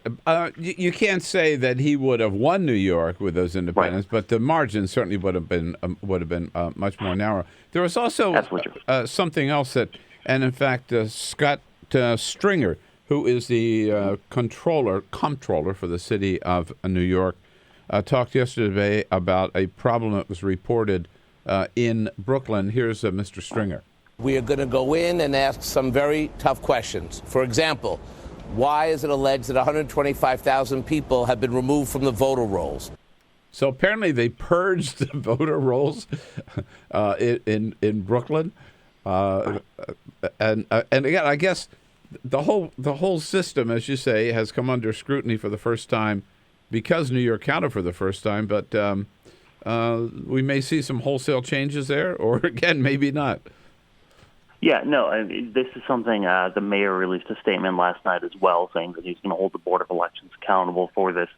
It's not clear what happened. There were certainly a number of anecdotal reports of people who were having trouble voting in all 5 boroughs in the city and upstate as well. There was a lawsuit that actually went before a judge yesterday that was aimed at both allowing independents to vote in the primary, but also getting provisional ballots to be counted in a way that they aren't normally. It's somewhat complicated. That lawsuit was pushed out. But no, this is something that was of concern to a lot of folks, and it'll be interesting to see what happens. I mean, obviously, when you have a voter purge like that, there's a natural part of the process, which is figuring out who no longer votes or who has moved or who has conflicts with other boroughs because they've moved to another borough and so on and so forth. But yeah, I mean, I think that this is something that we're going to see pointed to as one of the reasons that Hillary Clinton did so well, which I think, I think is natural. But I think it's something that we will see the city of New York very rapidly trying to explain what it is that had happened. Do you see Donald Trump able now to take this torch of victory in New York State and carry it to the 5 states that are next Tuesday, April 26th? We've got Pennsylvania, Maryland, Delaware, Rhode Island, and Connecticut. Yeah, he's poised to do well in all of those states. Pennsylvania, of course, is an interesting state from the Republican side because the vast majority, they have a lot of delegates in the state, but most of them are unbound. So even if he wins the state, yes, he can't 54 count of on those them. delegates. Yeah, that's right. Which has got to be irksome to him. But yeah, I mean, I think that he'll do well in most of those places for the same reason that he did well in New York, which is a territory. If you look over the course of the contest so far, in places that leaned more to the left in the 2012 presidential general election, he's done much better. Ted Cruz has done much better places that went heavily for Romney. There aren't a lot of places that went heavily for Romney that are on the upcoming calendar. Yeah. Very interesting to watch him. We may have seen the nominees for both parties last night in their victory speeches, Hillary Clinton and Donald Trump. Philip, good job covering this. Appreciate it very much, and I appreciate your time this morning. Thank you. Of course, my pleasure. Phillip Bump, Washington Post, WashingtonPost.com. So the big question is it going to be Donald Trump versus Hillary? Is this it? And how's that going to shake down? 866-55-PRESS. Or would you rather run against Ted Cruz? Follow us on Twitter @BP Show. This is The Bill Press Show.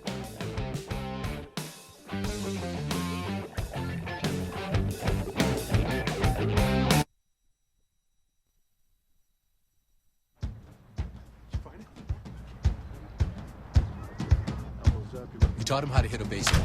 Just like that. Say hi! How to hit a receiver.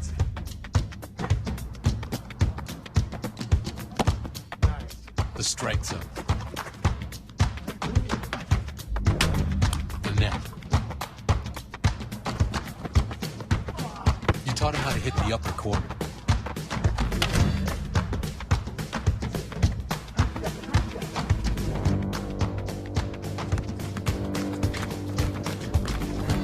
You even taught him how to hit the open man. But how much time have you spent teaching him what not to hit?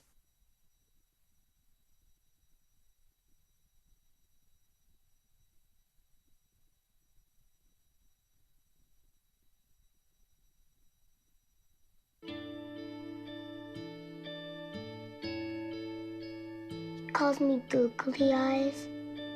You know you're beautiful, right? You know that? Even you are beautiful. I got bullied for wearing glasses. Share if you're against bullying. We put it out there, just took off. 3 million people have shared this post. Don't let bullies get you down. I stand with you. Our whole family's wearing glasses. I wear glasses and I'm proud. I even have the army on my team. All the kind comments brought my child joy. I don't feel thank you is enough. Next.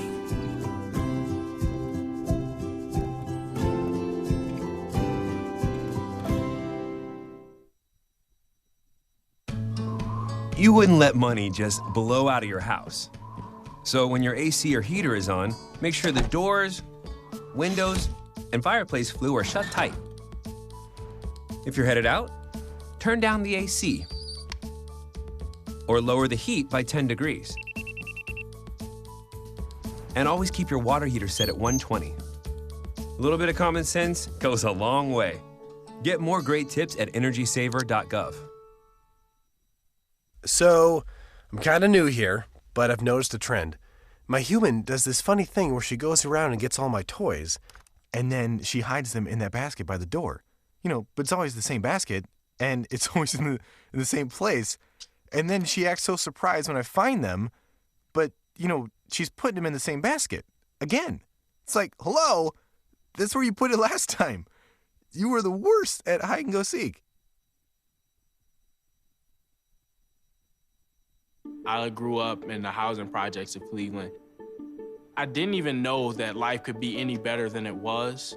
Education for me has been a way to get away from the agony of what was normal life. I want to be able to impact the community, not just look back on where I came from, but to reach back to where I came from and pull some people up with me. My name is David, and I am your dividend.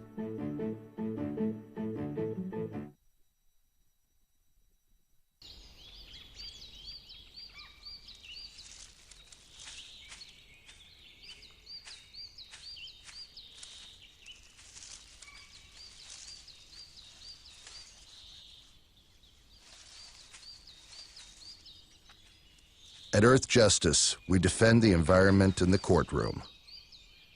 Join our fight. When you take a seat, you take a stand. Earth Justice, because the Earth needs a good lawyer.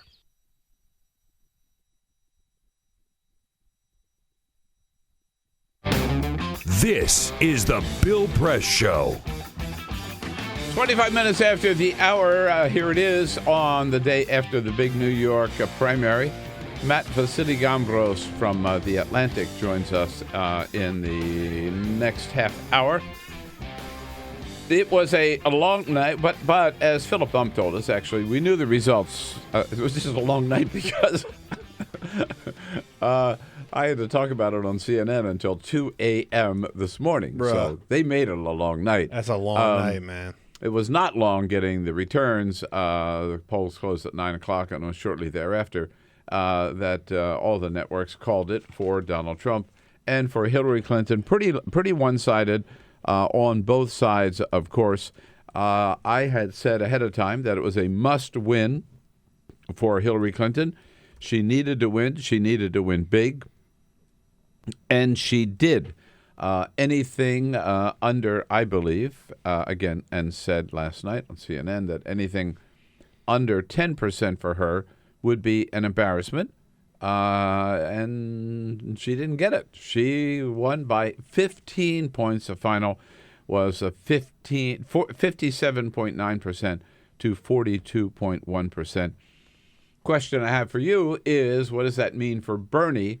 Should Bernie consider ending the process, dropping out, so that Hillary Clinton and the Democratic Party can focus on November and focus particularly on Donald Trump because he looks to be the nominee of the Republican Party?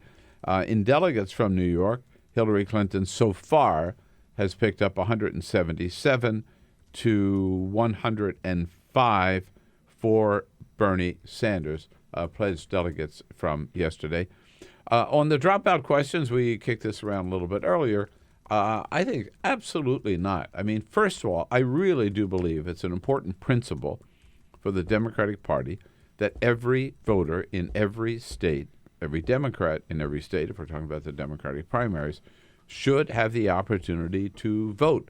We have a clear choice and a good choice between two outstanding candidates, both of whom are certainly running on a progressive agenda.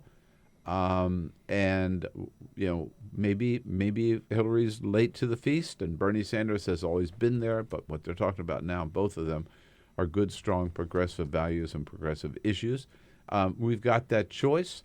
And many states have been able to exercise it so far, but not all, because coming up next week, 5 big states, Connecticut, Rhode Island, Pennsylvania, Maryland, and Delaware, and then Indiana, which I believe is May 3rd, and then moving right on to Oregon comes up, which is entirely by mail, I think May 17, and then moving up to June 7, and where we got New Mexico, New Jersey, and the huge pot of gold, which is California with over 500 delegates. So keep it going. Give everybody a choice. This primary, in my judgment, I think most people now see it. Good for Bernie, good for the party, but also good for Hillary and gets the party in shape for the general election. We'll talk more about that and get your calls when Matt Vassiligambros joins us. This in the next is the hour. Bill Press Show.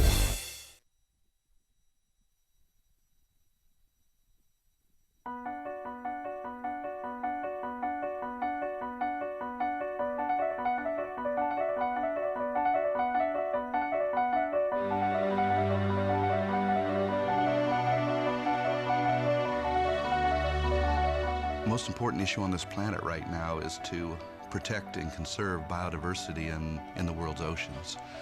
And I don't think people realize just how intimate our connection is with the oceans themselves. Not only do they provide the very foundation of life and control our weather, but life just simply could not exist without a healthy ocean. The real problem, though, is apathy. It's all out of sight. It's all out of mind, and people don't even think about it. But it doesn't matter whether you live in Peoria or on the coast. The fact is, whatever happens in the ocean affects all life forms on the planet Earth. If the oceans die, then civilization collapses. We all die. We cannot live on this planet without the oceans. This is, in fact, not the planet Earth. It's the planet ocean, but because we're a land-dwelling species, we refer to it as Earth. But it is the planet ocean, and the oceans are the heart and the foundation of all life on the planet.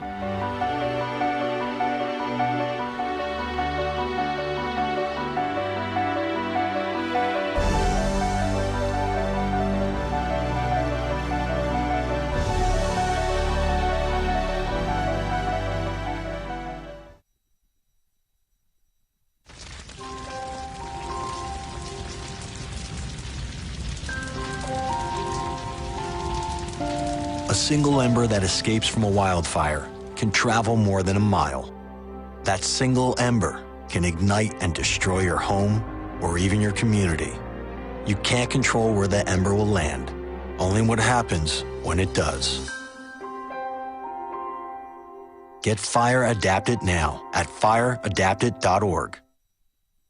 Columbine, Virginia Tech, Tucson, Aurora, Fort Hood, Oak Creek, Newtown. Newtown, Newtown. Newtown. How many more? How many more? How many more colleges? How many more classrooms? How many more movie theaters? How many more houses of faith? How many more shopping malls? How many more street corners? How many more? How many more? Enough. Enough. Enough. Enough. Demand a plan. Right now. As a mom. As a dad. As a friend. As a husband. As a wife. As an American. As an American. As an American. As a human being. For the children of Sandy Hook. Demand a plan. No more lists of names. It's not too soon. It's too late. Now is the time. Before we all know someone who loved someone on that list. No more lists. No more. Who they might have been. No more. If we had just done something yesterday. It's time. We can do better than this. We can do better than this. It's time. It's time. It's time for our leaders to act. Demand a plan. Right now. Right now. You! Demand it! Enough. Enough. Enough. Enough.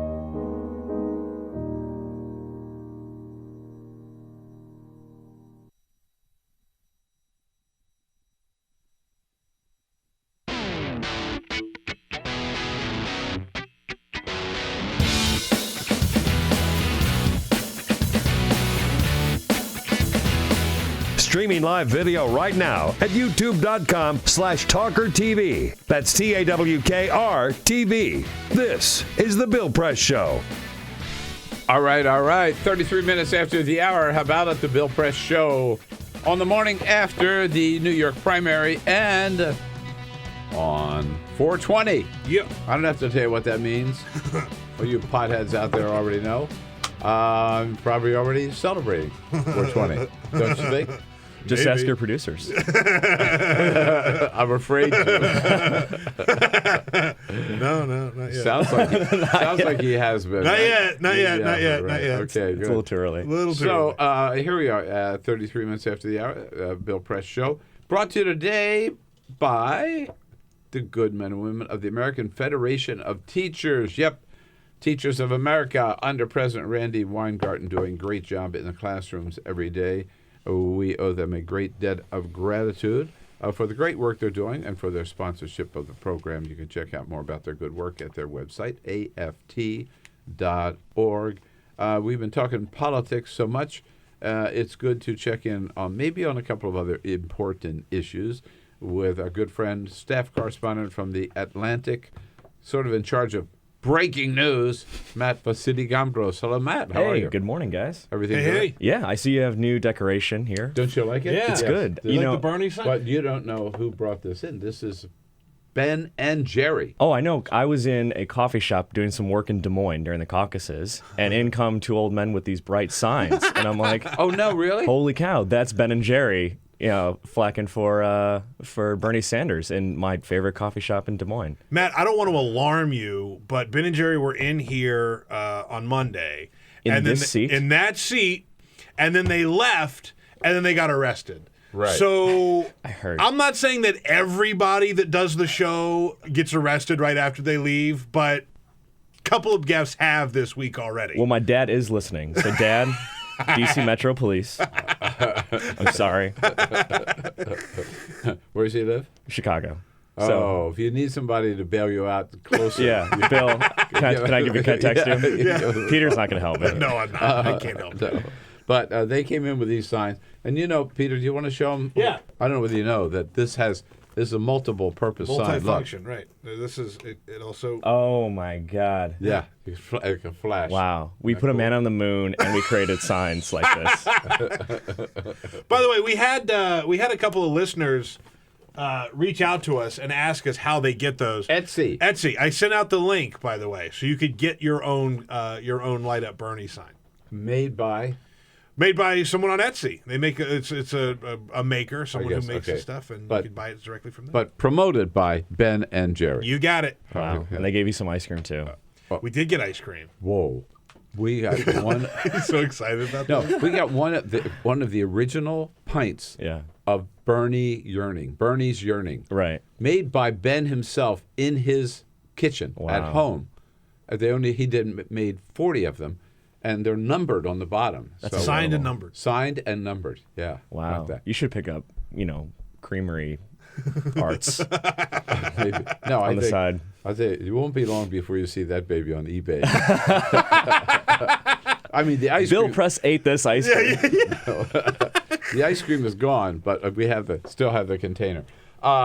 Boy, get serious for a second here, because I do want to ask you about this. Yeah, and we've been clowning around, but Houston, the videos of the flooding down there. You've been writing about this. I mean, this is some. You don't think of Texas as being even susceptible to. I don't want to be graphic on that, because it's an important thing that we don't really realize down there. But I saw the video of that one reporter who helped this guy out of his reluctantly.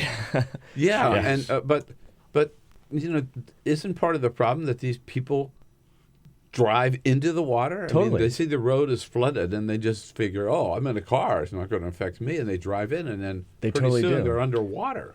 One of the things that's hard for us to comprehend, I lived in San Antonio for a little while, and it's not far from Houston, and it sits on this giant aquifer. So when it's full and it rains, it really, really gets flooded very quickly, right? So Houston has that same problem. So when it rains a lot here, we can still go out, right? I mean, it's not a big problem. But there, when it rains a lot, it really just rises up. And people... Again, like you're saying, I mean, they put up barricades around these low-level areas that they're easily flooded, and people are driving around those, and that's so bad. I mean, the governor of Texas came out yesterday and said, it's the phrase "turn around, don't drown." Yeah. Oh. And if you want to go full circle, I mean, Houston is right near the water, and if we want to talk about rising sea levels, I mean, that's an important thing to consider. The water rose 20 inches because of this rain. It's right there on the water. So if you think of years and years more of sea level rise, we might see more stories like Houston down the line. So it's something that you have to, we talk about policy in the wonk sense, but if you want to see the everyday application of environmental policy, just look at Houston right now. Yeah, and as you say, it's only going to get worse. It's going to be like Miami, yeah, right? Yeah, just like Miami. So that's kind of a scary situation. So yeah, don't drown, turn around. That's a good phrase to keep in mind. But yeah, and the rain's going to continue today in Houston. I think it should stop today. But people are just wading through the streets and staying at home. Crazy. One of the things that Julie Mason, who spent a lot of time in Texas, when we had her in the last time there was a bad flood in Texas, she says one of the things that's so bad about the aftermath of getting things cleaned up is the wildlife, right? Like the snakes that are in the water and the fire ants. They build the fire ants essentially build rafts out of themselves, and it's horrifying. Like to get into the water, you could really get messed up. Have you seen the photos, like the cockroaches? Dude, it is nasty. Nightmare stuff. Nightmare stuff. I don't like it. Don't like it. I don't like the snakes in the water. I mean, I remember Julie was in telling us about that. You like the snakes? Do not like the snakes in the water. I was going to say. No. It's horrifying. No. Right. If we can jump topics. Sure, because you're all over the place here with this reporting you've been doing. The carnival lines and Cuban Americans. Yeah. So basically, you had me on a while ago talking about Cuban Americans in Miami. So I kind of got embedded in that community there. But there's an interesting law in Cuba. This is from the Cold War days that said if Cuban Americans wanted to return to Cuba, they could only do it by plane, not by boat. So ironically enough, the people who fled by boat couldn't return by boat. I was just going to say maybe it's because they see everybody fleeing here by boat. They don't want the boat bringing those old boats back. Or something. I'm sure there's a logic to it. I don't understand it. So now we're having a normalization of relations with Cuba, and so that means more flights to Havana and other towns, but also more cruise lines. But the problem is Cuban Americans want to take these cruise lines to Miami and other ports, to Havana and other ports, and the Cuban government isn't going to allow them. So last week, or up until last week... But do they want to just take the cruise, not stay in Cuba? No, they want to debark, right. But I mean, they're not moving back to Cuba. Totally. No. But the Cuban government is against it. And so Carnival doesn't want to, or didn't want to, piss off the Cuban government. They wanted to continue this, earn the millions that they're going to. And so last week, a Cuban American sued Carnival for discrimination against Cuban Americans, and John Kerry backed them. Really? Yeah, he was in Miami, and he said, we do not support a policy of discrimination. And on Monday, Carnival backed off and said, okay, we'll allow Cuban Americans who spent $1,800 to go on this cruise to actually go to Cuba. So I think that's a very positive outcome, and you don't get into a messy litigation. But we'll see what the Cubans do. I mean, are they really going to check your heritage at the port? And they would. I know they would. But, Right. Oh yeah. Naive me. I know. I just think that's kind of interesting. Are you kidding? In North Carolina, you have to show your birth certificate to go to the bathroom. I know. But as I don't know, Mike Huckabee said, if I knew that, I would have. Yeah, right. Holy cow! That's why. Jeez, the worst. Oh my God. So I'm glad the Carnival Cruise is coming around on this. But the worst part of it is that you've got to go on a cruise and you've got to go on a Carnival. You've got to go on a Carnival cruise. You may not come back alive from a Carnival cruise. Totally. But, at least if you eat the food. Well, I hear that you get unlimited food. And, you get unlimited food. It seems like you get unlimited food on the campaign, too. I mean, we should just go Yes. Peter, do you want to run for office so that we could just eat all the pastrami and everything that we ever wanted to? It looked amazing. Yes. That's another angle of Matt Vasily-Gambros and his the Pulitzer Prize winning reporting. Yeah. He didn't win the prize yet, but it's coming. It's got to come. On the food habits, particularly of John Kasich. John Kasich, exactly. All right. Hold on to that. Kasich always, isn't he the guy that ate the pizza with a knife and fork? Yeah. Yeah. All right. Say no more. Back with Matt Vasily-Gambros. You want to weigh in on any of the above? 866-55-PRESS. Hang in there. We'll be right back. On your radio, on TV, and online. This is The Bill Press Show.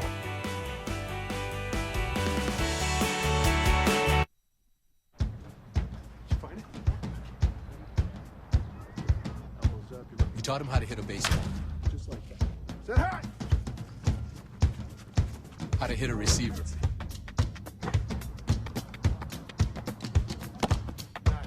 The strike zone. The net.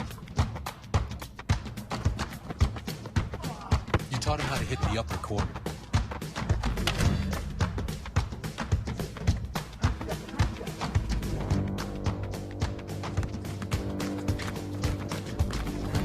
You even taught him how to hit the open man.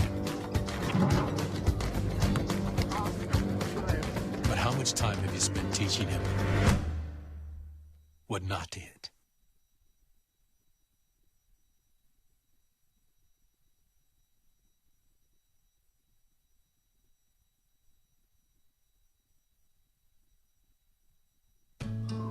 You wouldn't let money just blow out of your house. So when your AC or heater is on, make sure the doors, windows, and fireplace flue are shut tight. If you're headed out, turn down the AC or lower the heat by 10 degrees. And always keep your water heater set at 120. A little bit of common sense goes a long way. Get more great tips at energysaver.gov. So, I'm kind of new here, but I've noticed a trend. My human does this funny thing where she goes around and gets all my toys, and then she hides them in that basket by the door. But it's always the same basket, and it's always in the same place. And then she acts so surprised when I find them, but, she's putting them in the same basket. Again. It's like, hello, that's where you put it last time. You were the worst at hide and go seek. I grew up in the housing projects of Cleveland. I didn't even know that life could be any better than it was. Education for me has been a way to get away from the agony of what was normal life. I want to be able to impact the community, not just look back on where I came from, but to reach back to where I came from and pull some people up with me. My name is David, and I am your dividend.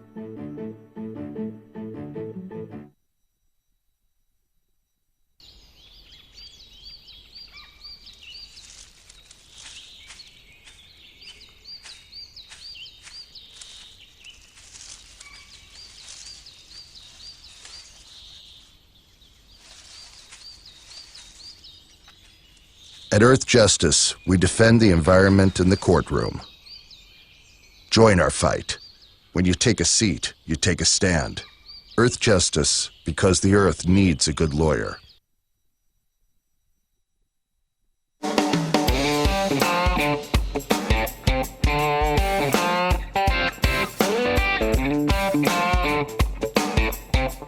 Seen on Free Speech TV and online on TawkrTV. This is the Bill Press Show. Here we are at 13 minutes now before the top of the hour. Here with Matt Facili-Gambros from The Atlantic. We reach out to Matt's dad, who's listening in Chicago. What's his name? Bill. Bill. Yeah. All right, Bill, listening on WCPT out in Chicago. Yes, there we sir. go. Right. Matt, John Kasich? Yeah. Well, when you're trailing behind, you've got to do whatever you can to endear yourself to New Yorkers. And he tried the food way, right? Well, I don't think he understood that calories doesn't equal delegates. And so for every 10,000 calories, you get a couple delegates? Yeah, and that didn't happen. He basically won Manhattan. He came in second, baby. And because he ate every single item that you could possibly eat in New York, which is good, I mean, that's what campaigns are all about, eating local delicacies. So whether it's a pastrami or a pizza. There was a scene a couple weeks ago. That's what New York's all about. Where he goes into that one restaurant owner's shop in the Bronx, I think. And the guy had just a table set up of like salad and soup and pastas and sandwiches and pizza, a bottle of red wine. And Kasich sat down and mowed through most of that meal. He ate so much food. Well, and the more food he's stuffing in his face, the less he could, lecture Jews about the Torah.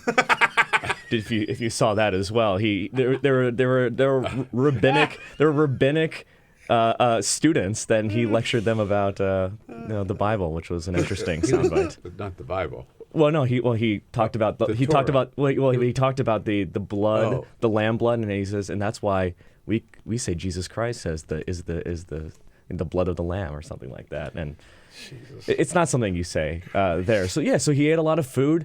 And then But didn't they all? I saw Hillary chomping on a Coney Island hot dog. Yeah, she did that. She was on Colbert's show, and Colbert taught her how to eat cheesecake, and Colbert took this massive bite of cheesecake. The proper way to eat cheesecake. Yeah, it's the proper way of doing it. But then I don't... What's the proper way to eat cheesecake? Oh, he just stuffed it in his face. Oh, I see. Yeah. There's a little bit of pushback, yesterday on Twitter. I mean, that we care so much about New York and its food and everything. And then there's always that discussion about pizza, right? Whether you eat it with a fork or whatever, and the constant divide of my hometown versus New York style. Deep dish versus regular. I've taken some heat for this, and I know that our listeners in Chicago feel very strongly about this. I love Chicago deep dish. I do. I think it's wonderful, but I don't think it's pizza. If you call it a casserole, I will fight someone. I don't even know if it's a casserole. It is what it is. It's like lasagna. It's a dish. Oh. And I'm not trying to cop out here. I just... you can't pick it up and eat it unless you try. It makes a huge mess. But you can. All right, for those of you listening on WCPT in Chicago, don't call our number. Call his cell phone. Find me. And here's the number. Find me on Twitter. Find me on Twitter. These views are not representative of the Bill Press Show. Yeah, exactly. But I will say, I mean, like it's not acceptable to eat New York pizza with a fork and a knife. I mean, that's just dumb. Even if it's hot, you can wait 30 seconds to. Oh wait. To eat it. The mayor, as I recall, the mayor of New York did that too. Bill De Blasio. Are we taking Bill De Blasio's eating habits? He's like, no, I'm just pointing out. He was wrong too. I mean, if the damn mayor of New York and can't do it, Donald Trump did it, and Kasich did it. I think that maybe they're right and you're wrong. Who am I to lecture New Yorkers on how to eat pizza? I think that deep dish pizza is pizza, so I guess who am I to lecture? But the biggest here's the thing. I think maybe in the food department with candidates, and it is coming up, baby. Pennsylvania primary. Oh my God. The Philadelphia cheesesteak, right? Oh, it's coming up. Yeah, the Philly cheesesteak. Philly cheesesteak, and you got the two places in Philadelphia. Geno's and what's the other? Pat's and Geno's. Yeah. Geno's, right? Yeah. Pat's and Geno's. Right across the street from each other.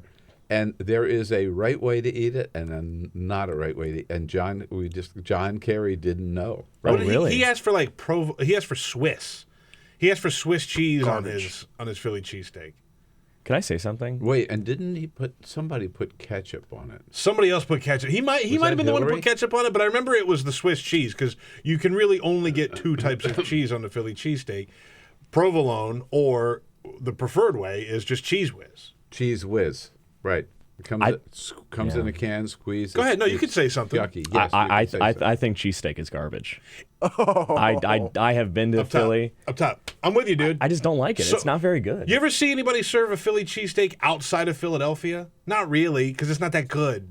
Mm-hmm. I see them around somewhere. They're not very good. They're just not that good. We're not talking about those stands on the mall. We're talking about I don't know. I know I've seen it. Up on one of those boards or something. You can get a Philly cheesesteak. Oh, I guess. So. I've had one.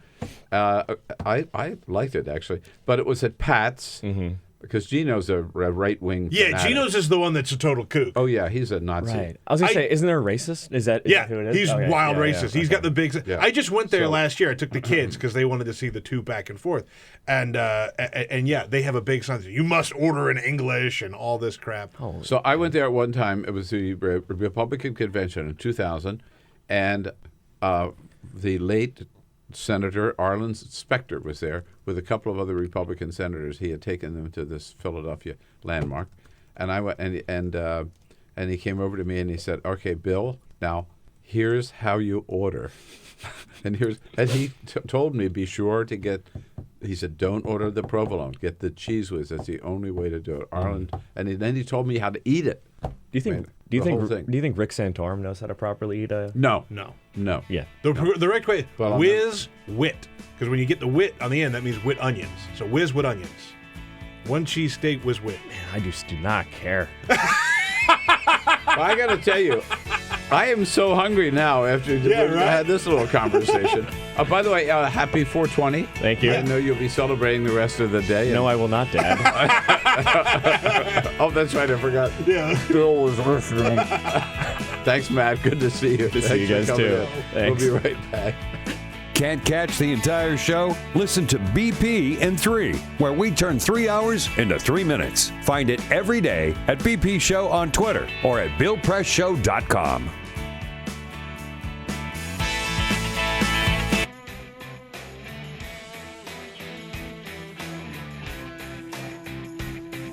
right. What do you say? 2 hours almost done, ready to jump into hour number 3 on Free Speech TV. Remember, a little delay. You'll catch us at 5 o'clock Eastern, 4 Central, 2 Pacific. But right away, you can watch this third hour live on TawkrTV, youtube.com/TawkrTV.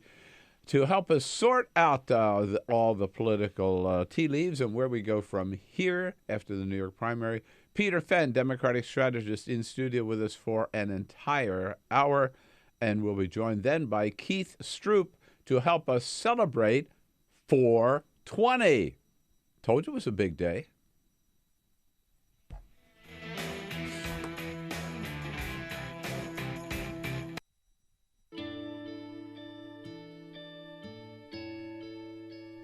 Calls me googly eyes. You know you're beautiful, right? You know that? Even you're beautiful. I got bullied for wearing glasses. Share if you're against bullying. We put it out there, just took off. 3 million people have shared this post. Don't let bullies get you down. I stand with you. The whole family's wearing glasses. I wear glasses and I'm proud. I even have the army on my team. All the kind comments brought my child joy. I don't feel thank you is enough. That's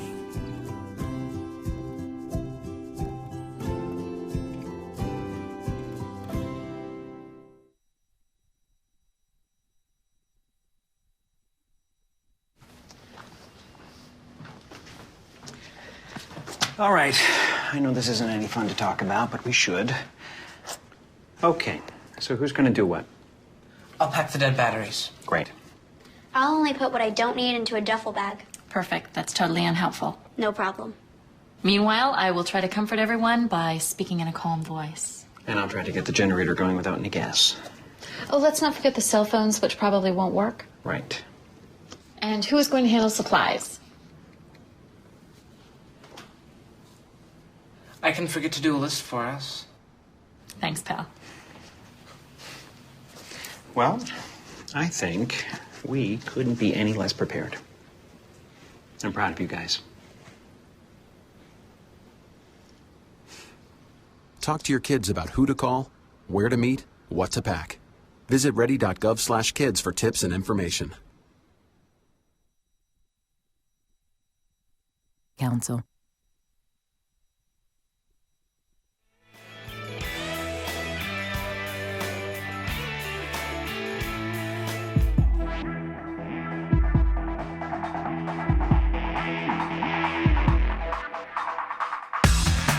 This is the Bill Press Show. President Obama has arrived in Riyadh, Saudi Arabia. He is meeting with the King of Saudi Arabia this afternoon. And this evening, he is meeting with members of the staff of the United States Embassy in Riyadh. In our next hour, Peter Fenn will be here as a friend of Bill for the entire hour, Democratic strategist. And we will celebrate 420 with Keith Stroop from Normal. Two good reasons for hanging around for hour number 3. This is the Bill Press Show.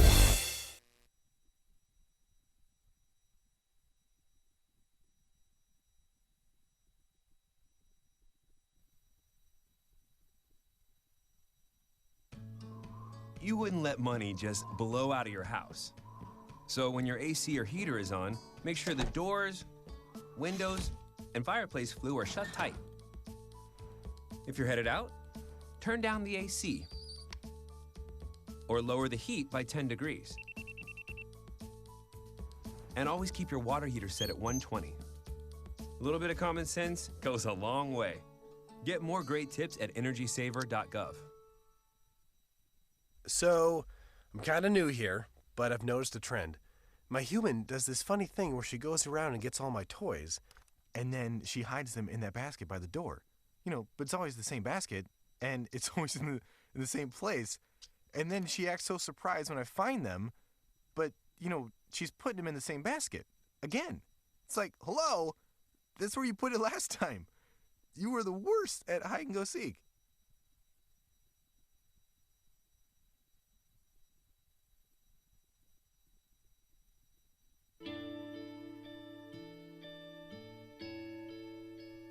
Calls me googly eyes. You know you're beautiful, right? You know that? Even you are beautiful. I got bullied for wearing glasses. Share if you're against bullying. We put it out there, just took off. 3 million people have shared this post. Don't let bullies get you down. I stand with you. My whole family's wearing glasses. I wear glasses and I'm proud. I even have the army on my team. All the kind comments brought my child joy. I don't feel thank you is enough. Next.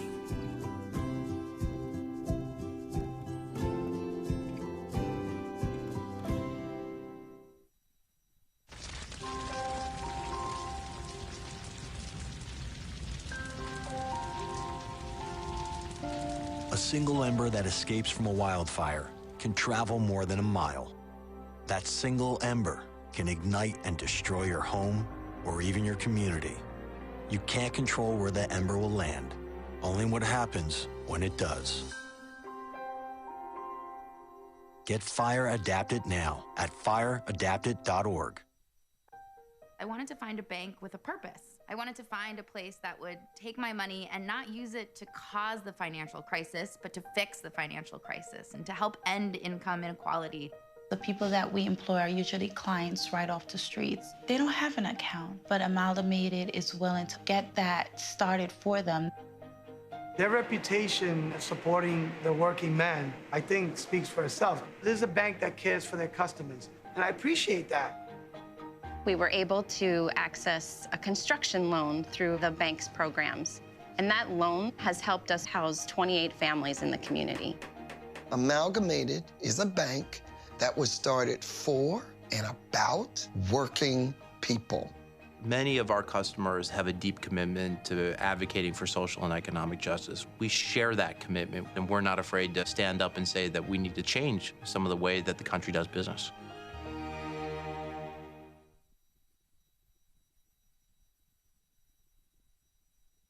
I grew up in the housing projects of Cleveland. I didn't even know that life could be any better than it was. Education for me has been a way to get away from the agony of what was normal life. I want to be able to impact the community, not just look back on where I came from, but to reach back to where I came from and pull some people up with me. My name is David, and I am your dividend.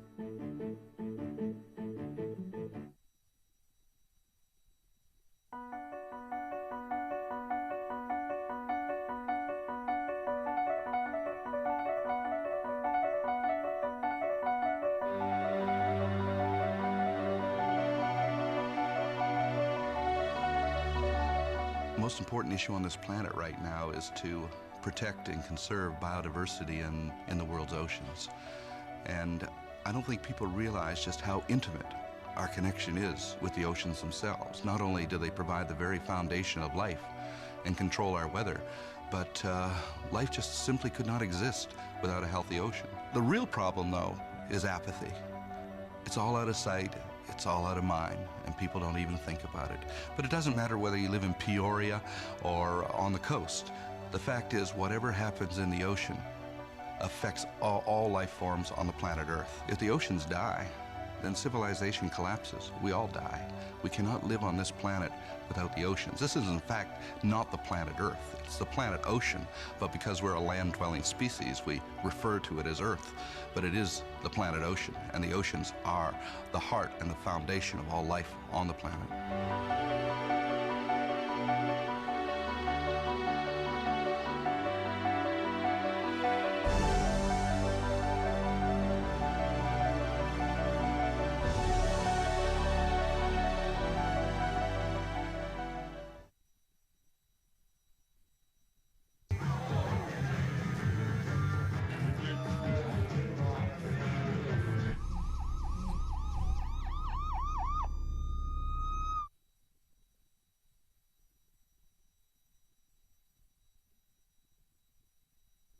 It's on us to stop sexual assault.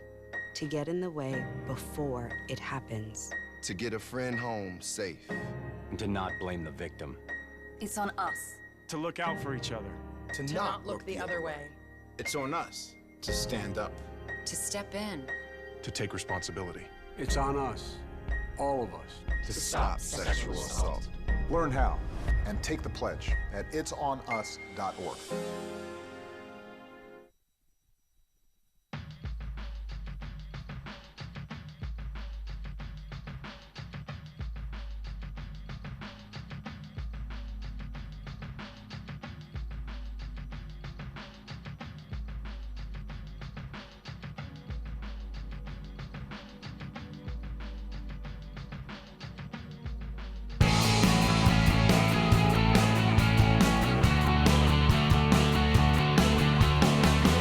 Broadcasting around the nation, on your radio, on your TV, and online. This is The Bill Press Show. Indeed, New York likes New Yorkers, it looks like. Donald Trump and Hillary Clinton, the big winners in yesterday's humongous primary in New York, and both of them poised to do well again next week on what CNN is already calling Super Tuesday. Wait, again? Yet Super again. Tuesday 3. Super duper Tuesday times 2. Hey, here we go. It's the Bill Press Show. Hello, everybody. On this Wednesday, April 20, two reasons to celebrate. We celebrate the New York primary, and we celebrate 420. If you know what I mean. Wink, wink, wink. Welcome to the program. I celebrate it any way you want. It's good to have you with us here on the Bill Press Show. And we're coming to you live from Washington, D.C., our nation's capital. Look forward to hearing from you. So what you think about what happened in New York last night, where we go from here. Does it look like Donald Trump's going to be the nominee for sure? And what about Bernie? Is Bernie in it for the long haul, or should he think about packing up and getting out, as some people suggested last night? 866-55-PRESS is our toll-free number. And, if you want to send us your comments on Twitter, it's easy enough. At BP Show or on Facebook at facebook.com/Bill Press Show. He has been up all night preparing for the show, analyzing the results, looking at every single delegate. Peter Fenn, Democratic strategist, here with us this morning. Right. Hello, Peter. Hello, Thank Bill. you for Good that. to be here. Thanks for that extra effort. A half hour's sleep, I do fine. I know. If anybody's been up all night, it's me. You. Yes, I'm the same one you saw on CNN at 2 o'clock this morning. Here this morning. I don't know how, but I don't know how either. But the rest of the team here, Peter Ogburn and Jamie Benson, they slept, because I couldn't, right? Good morning, Bill. Good morning. You feel? Look, you've made it to the final hour of the show. Yeah. You've done a hell of a job. Still got 52 minutes to go. Yeah. I think you and I had a better do with the talking. Yeah. Ray Rogers here. Take your calls at 866-55-PRESS, and Cyprian Volding, our videographer, on the job as well, of course.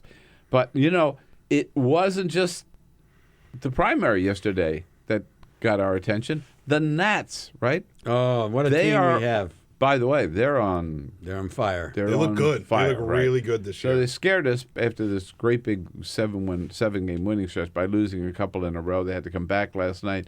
They did in style. Carol was telling me she was switching back and forth between CNN and the Nats game, and she switched back to the Nats just in time to hear this and see this. Bryce Harper at the plate, Charlie Slows making the call. The 2-1 pitch. Swinging a long drive. Right center field. Way back. Stem to the wall. He leaps, and it's gone. Bryce Harper has another grand slam. A line shot over the 392 mark to right center field. He puts 4 on the board with 1 swing. Yeah. And Peter was saying this is... He hit a grand slam last week. Right, exactly. The first of his career last week, and now he's another one. This is I think his 100th home run, a grand slam. Yeah. Jason Worth hit his 200th home run of his career last night. Wilson Ramos hit a home run in the same inning as Bryce and Jason. What's interesting about that to me is, right, that Bryce Harper getting all these grand slams now is Nationals have other players who can hit. right? Like, it would not be that uncommon for Bryce Harper to hit a 1-run, 2-run homer, but we got other players that can hit now. The great thing about the Nats is that a year ago at this time, everybody said they're going to win it all. Yep. They're going to be the World Series champs. The pressure was high on them. They had injuries. They didn't make it. This year wasn't so much pressure. They're starting off well. They're playing well as a team. If they avoid the injuries, I think they could go all the way. They're a great team and an exciting team. And we have season tickets. I mean, I love going to games. There's no reason why they shouldn't. Awesome. At least make the playoffs. All right. So Peter Fenn here with us for the whole hour as a friend of Bill. We're going to be joined by Keith Stroop from Normal to celebrate the real 420 here at the half hour. But first, this is the Full Court Press. Yes, indeed. Just a couple of other stories making news while we're at the sports desk. Let's take a look at the NBA playoffs. Had a couple of games last night. A tale of two different teams. The Celtics and the Hawks played the first game. It was not a very good game for the Boston Celtics. Jamie, I'm sorry to report this. The Celtics only scored 7 points in the first quarter. That is a record low for the NBA playoffs. They did manage to rally. Is this hockey or? Bill. The score at the end of the first quarter was 24-7. Celtics managed to make it a little more competitive. Final score: Hawks beat the Celtics 89-72. That gives them a 2-game lead in the series. And in the later game, the San Antonio Spurs welcomed the Memphis Grizzlies to town. That game also not close. 94-68 was the final score there. The Spurs have a 2-game lead in that series. So NBA playoff basketball continues tonight. Hornets and the Heat, and Pistons and the Cavaliers. Utah became the first state in the country to publicly declare pornography a public health crisis. Their governor, Gary Herbert, signed a resolution that the state legislature unanimously passed earlier this year. They called for education, prevention, research, and policy changes to address the pornography epidemic. They say that porn is ruining society in Utah and that they've got to crack down on pornography.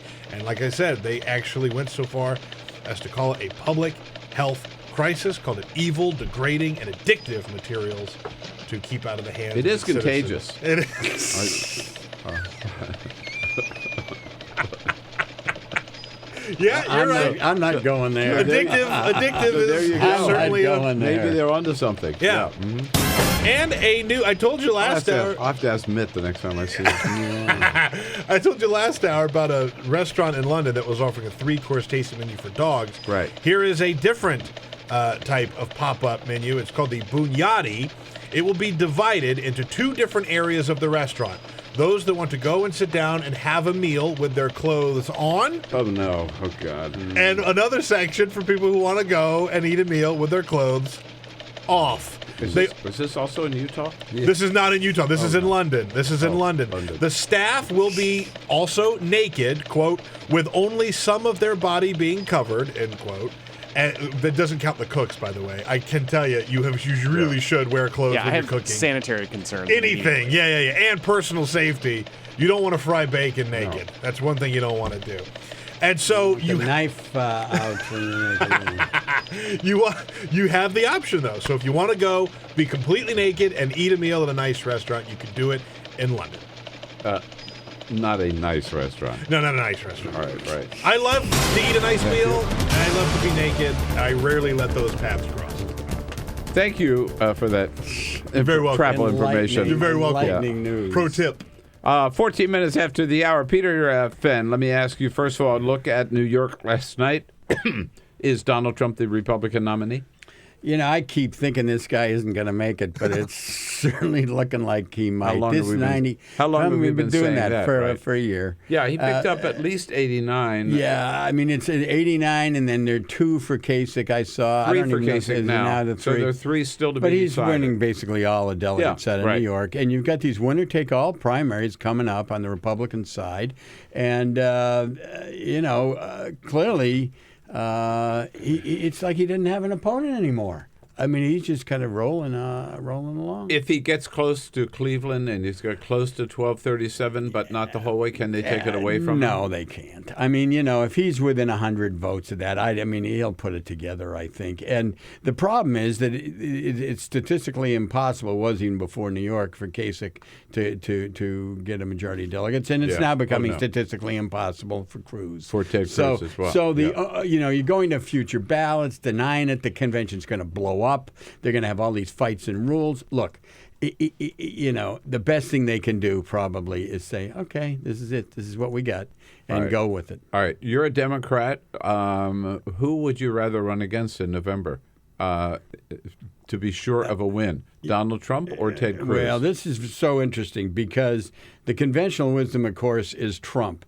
His negatives are sky high. He says absolutely outrageous things. In a debate, I think he'd wither and not do a strong job. But he's also unpredictable. You do not know what the turnout model is going to look like. A lot of us are now studying this, putting together some different kinds of models on who might actually register and vote.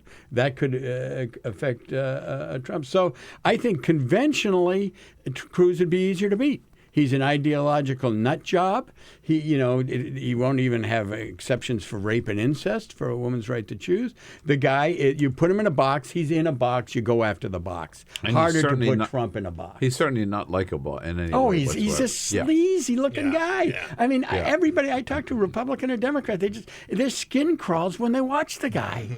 I mean, whereas, I guess they're entertained by Trump, but I don't know. Does entertainment carry him to the presidency? I don't know. And the other point is, Hillary's got a job to do. She's, this has been tough. Her negatives have gone up. If she wins this thing, which sure looks like she's gonna, she's got to bring those negatives down. It was interesting. So on the Democratic side, Hillary won. She won big. She had to win. I thought New York. I said, other people were saying, anything less than 10 in New York would have been, a boost for Bernie and not so good for her. But she won by 15, so she did what she had to do, right? Yeah. At the same time, Bernie got 83% of the young people again, or very close to it. Right. Her unfavorables sky high. He's got 80. He did. I know the 83% number was him for being honest and trustworthy. Right. And she's down in the 50s or something. Right. And and so she's still got some. She's got work to do. Right, Bill. But I will tell you the interesting thing about how this is going to play out, in my view, is that you've got 5 next week. Now, I think she's going to win most of those. I mean, he could easily win Rhode Island. It's an open primary. It's kind of a state tailor-made for him, right. I think. Pennsylvania's up for grabs. But if she wins 4 out of 5 next week, then you go through May, and there's basically hardly anything in May. I mean, there's a West Virginia primary, there's Kentucky, Indiana, there's Oregon. I think, no? Indiana's on May 3rd. That has quite a few delegates. It doesn't make any difference. Right. The delegate numbers are there. He could even win California, but you're going to split the delegates. She will go into that convention, or at least post June 7th, with the superdelegates, which has about 500 of the 700 right now. She's going to go in there with enough delegates to win. The key here to me is she and he should have the same kind of race that Obama and she had. In other words, she did not tear into Obama the last 6 weeks of that campaign. She stayed in, but she didn't rip him. Right. Now, Bernie ripped him in Pennsylvania last night before the New York thing. Is he going to continue to do that? I hope not, because that's not going to be terrible. First of all, you know what, Bill? Doesn't help him. It's not his message. It's not his image. It's not good for him. But it certainly isn't good for her and isn't good for the party. So what I hear you saying is that Hillary, most likely, right, of course, everybody gets a little bit of a grace here because so many predictions have been off. Right. But most likely, Hillary will be the nominee, but Bernie should stay in, play out the deck, the rest of the states, and both of them Keep it focused on the issues. And on the Republicans. And in those Good point. debates, Yeah. we haven't done enough of the compare and contrast with the Republicans. It is so clear. We're not running against Nelson Rockefeller or even, even a Richard, well, I won't even throw Richard Nixon out there, but Gerald Ford. We're not running against those kinds of Republicans. These folks will really change the direction of this country in a bad, bad way. So make that point clear. Both of them should make that point clear. Right. Last night I thought it was both David Axelrod and I reacted pretty strongly on CNN. The communications director for the Clinton campaign. So Hillary gave this great speech, by the way. I thought it was a good speech. Wonderful. Very good. Where she started out by saying there's a lot more that unites us and divides us. Congratulations, understand. Now we have to move forward. So about Donald Trump. And then the communications director of the Clinton campaign came out and said that Bernie Sanders, his comments were destructive. And it was just the wrong turn. You know what? People hate a sore loser. What they hate worse, I think, is a sore winner. And she wasn't being a sore winner at all. And no. There's no reason to do that. And the other part of this, don't bait the other side now. Both sides. Yeah, more baiting. Also, Joel Benenson, the strategist yesterday, said, Bernie Sanders is just going to be another Ralph Nader. That is so offensive to me. Bernie's running. There's so many differences. Bernie is running as a Democrat in the Democratic Party on the Democratic ticket, and has said, and Peter, you and I have been there when he has said he will do everything to make sure that a Democrat wins the White House. And the other part of this, Bill, is not only winning that White House, which of course is key, but if you run the right kind of campaign, you pick up the Senate, and you have a real shot at picking up the House, or getting at least very close to picking up the House. 30 seats sounds like a lot. It is, but John Boehner won 65 seats in 2010. I really think we could do the trifecta. Boom, boom, boom. And then a lot of what Bernie wants to do and a lot of what Hillary wants to gets done. Yes. I mean, that's the crucial thing now. It ain't just about winning anymore. It's about governing and getting stuff done that you want to get done. So it's in both their interests, all their interests to do that. And I would say if I were Hillary, I'd say to folks, hey, look, come on, if the most important thing now is to put our emphasis on the right syllable, as we always used to say, and go after the Republicans. Yeah, and if I were her, I'd put some of her staffers who are hotheads in the garage and lock the door. Peter Fenn with us here for the entire hour as a friend of Bill. 22 minutes after the hour now. We'll be right back. Your place to talk about the 2016 election. This is the Bill Press Show.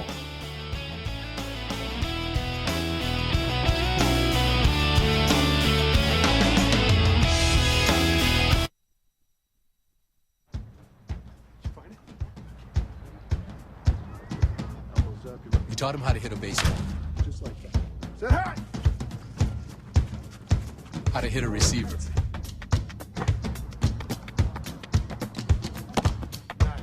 The strike zone. The net. You taught him how to hit the upper corner.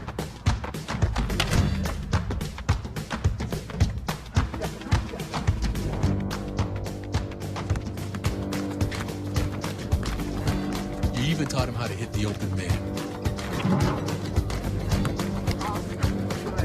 But how much time have you spent teaching him what not to hit?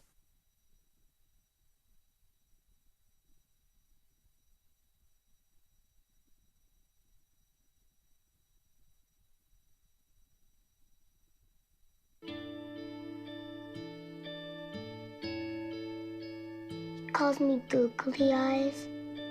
You know you're beautiful, right? You know that? Even you are beautiful. I got bullied for wearing glasses. Share if you're against bullying. We put it out there, just took off. 3 million people have shared this post. Don't let bullies get you down. I stand with you. The whole family's wearing glasses. I wear glasses and I'm proud. I even have the army on my team. All the kind comments brought my child joy. I don't feel thank you is enough. Thanks.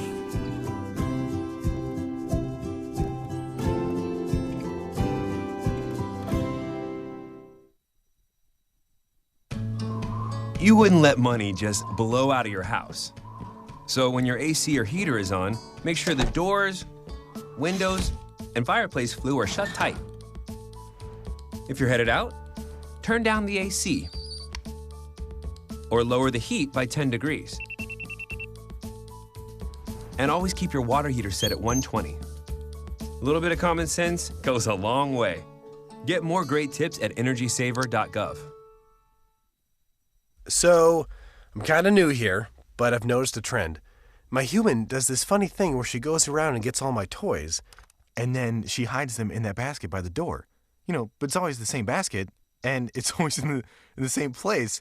And then she acts so surprised when I find them, but, you know, she's putting them in the same basket. Again. It's like, hello? That's where you put it last time.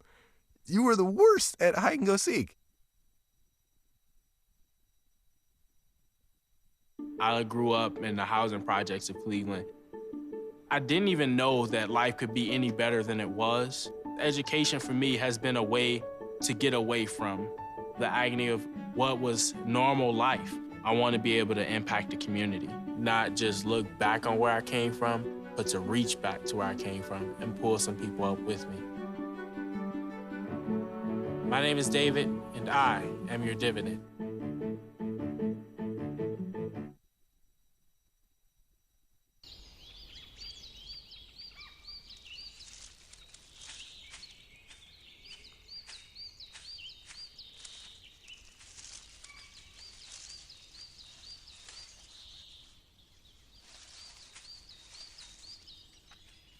At Earth Justice, we defend the environment in the courtroom.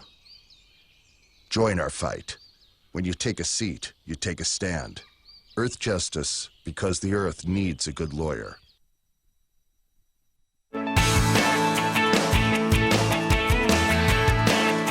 This is the Bill Press Show. Here we go now at 27 minutes after the hour. Keith Stroop from Normal joins us to celebrate 420 in the next half hour. Peter Fenn, Democratic strategist, with us. Peter, one thing it seems to me that we have discovered this year, or made more aware of perhaps, because so many of these primaries really count, is that the primary process itself is in bad shape and bad need of reform. Would you agree? I think so. I think this business Look at New York. Well, you know, I think this business of primaries every week, caucuses every week, running these candidates all across the country going crazy. It makes them more cautious. It also clearly makes them more tired. I have to tell you. How about caucuses? Do you think caucuses are really I don't like caucuses very much because I don't think they are very, they show your ability to get people out. And I think starting with Iowa and New Hampshire every darn year is the wrong way to go. Shift that around. Amen. But I'll tell you one thing where I think... And why not New York? I mean, New York, 3 million people yesterday could not vote because they didn't re-register last October. Right. I mean, I think that the fact that these laws are all state laws, they're all different, some of them are totally crazy, presents a real problem. I mean, in California, you have an interesting thing, which is if you're an independent or non-affiliated, as they call it, you can go in if you're running as a Democrat and ask for a Democratic ballot. Now, but not with the Republicans. They have their own rules. You have to be registered as a Republican. I mean, to figure this out, you need to have a PhD in physics. We'll continue with Peter Fenn and Keith Stroop This coming up. is the Bill Press Show.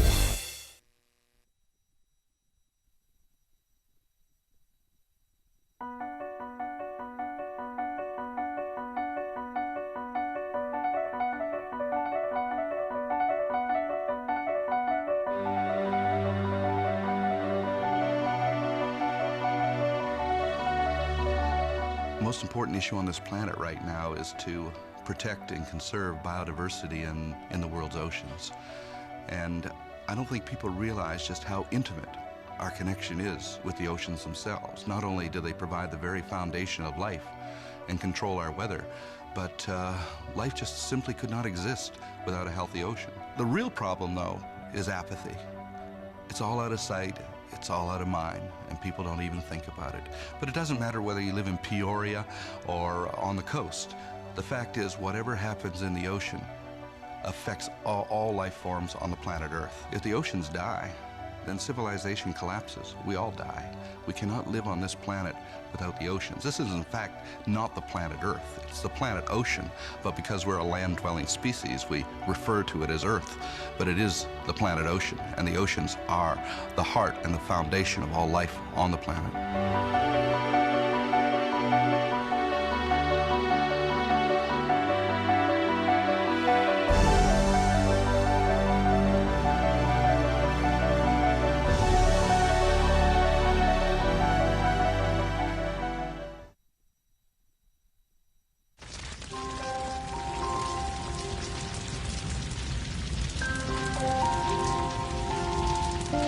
A single ember that escapes from a wildfire can travel more than a mile.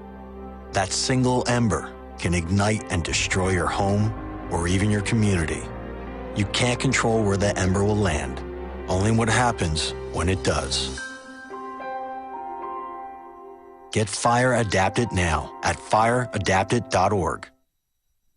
Columbine. Virginia Tech. Tucson. Aurora. Fort Hood. Oak Creek. Newtown. Newtown. Newtown. Newtown. How many more? How many more? How many more colleges? How many more classrooms? How many more movie theaters? How many more houses of faith? How many more shopping malls? How many more street corners? How many more? How many more? Enough. Enough. Enough. Enough. Demand a plan. Right now. As a mom. As a dad. As a friend. As a husband. As a wife. As an American. As an American. As an American. As a human being. For the children of Sandy Hook. Demand a plan. No more lists of names. It's not too soon. It's too late. Now is the time. Before we all know someone who loved someone on that list. No more lists.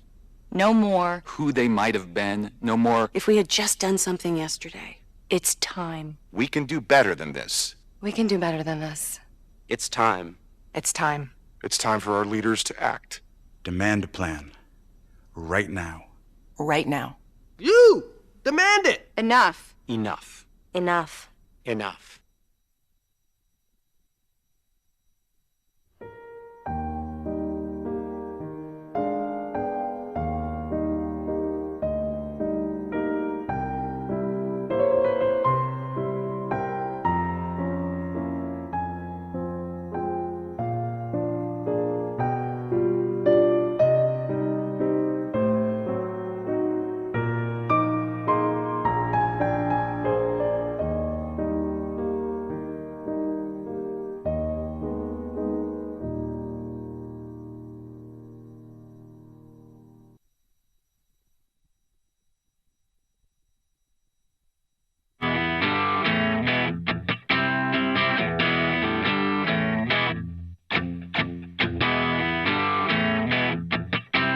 Streaming live video right now at youtube.com/TawkrTV. That's TAWKR-TV. This is The Bill Press Show. Here we are now, 33 minutes after the hour. The Bill Press Show on this Wednesday, April 20. It is the morning after the New York primary. That's not the only reason for celebrating today. It is also, I mentioned April 20. That's 420. Got it? All right. Enjoy. Peter Fenn is here with us, Democratic strategist for the entire hour. And Peter, one of the most important goals this year is to pass more legislation or more initiatives legalizing recreational marijuana. That's the work of the organization, great organization called NORML.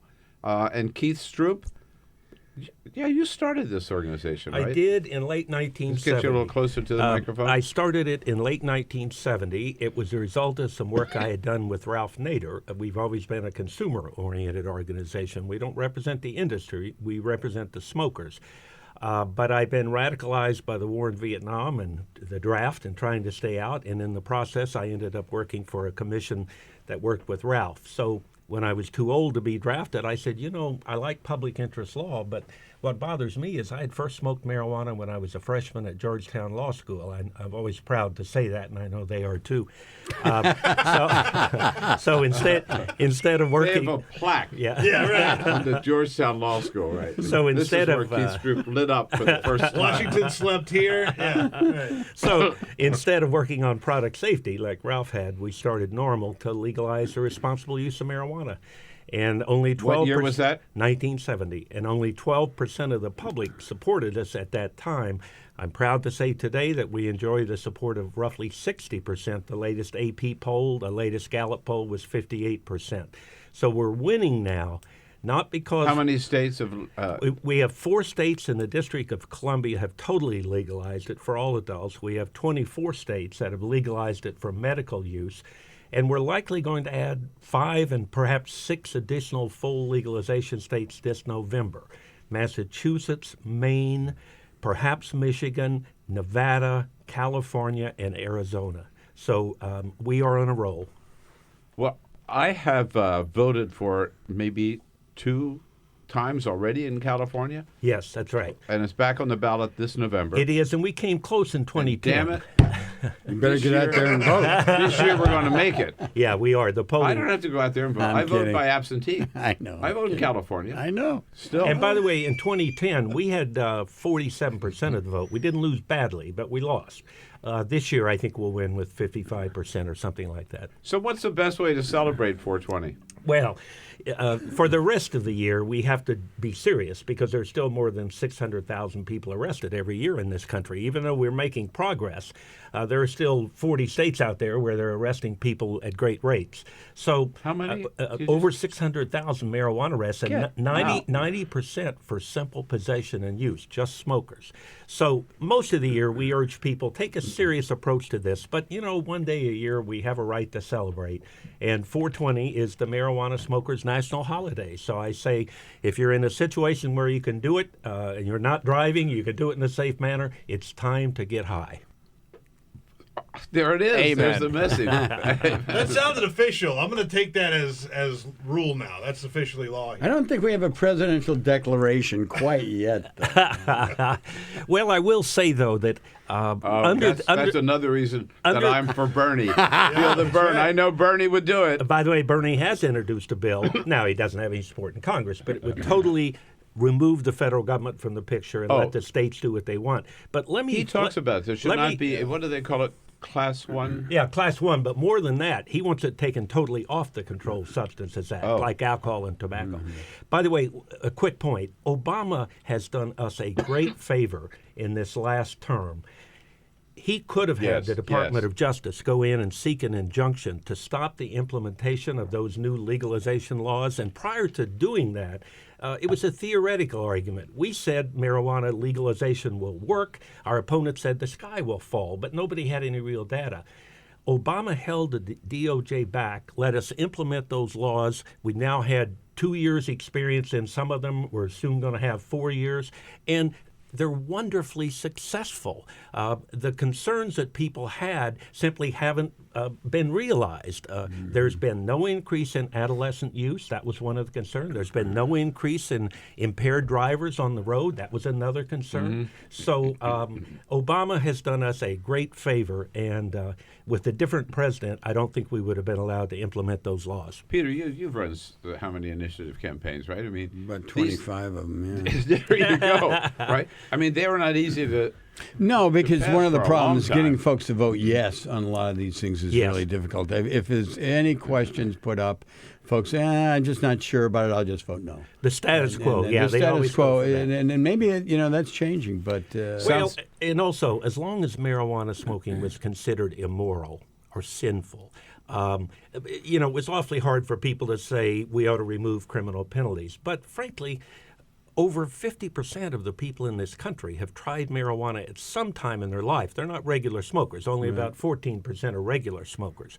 But now people realize marijuana simply is no big deal. And among young people, in particular, whether they smoke or not, it doesn't matter. Marijuana is no big deal. It's my generation that's the problem. We lived through reefer madness, and a lot of people still, unfortunately, consider marijuana a seriously dangerous drug. And there aren't some who are concerned about marijuana as a gateway drug, obviously, and the evidence on that seems to be somewhat unclear.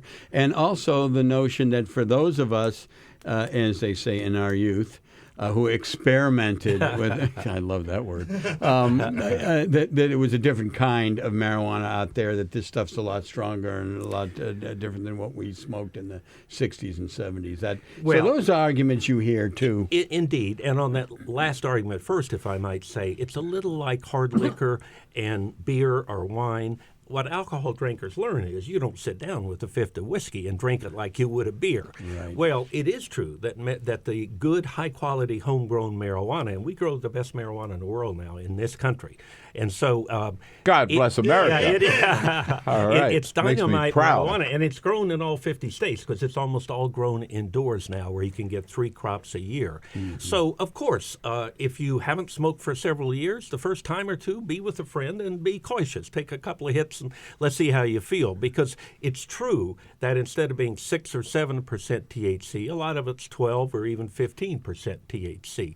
But again, that just means you don't smoke as much. Your marijuana goes further. What are these 4 states finding out about their state economy? Well, I mean, indeed, Colorado's the best because their law took effect earlier than Washington State, or than, Washington.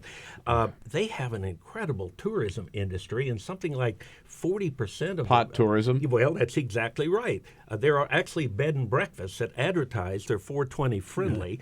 They've had something like 40%. That's awesome. 40% of the new tourists they had in Colorado in the last year said that the new legalization law had something to do with their choice of where they went. So you think about it.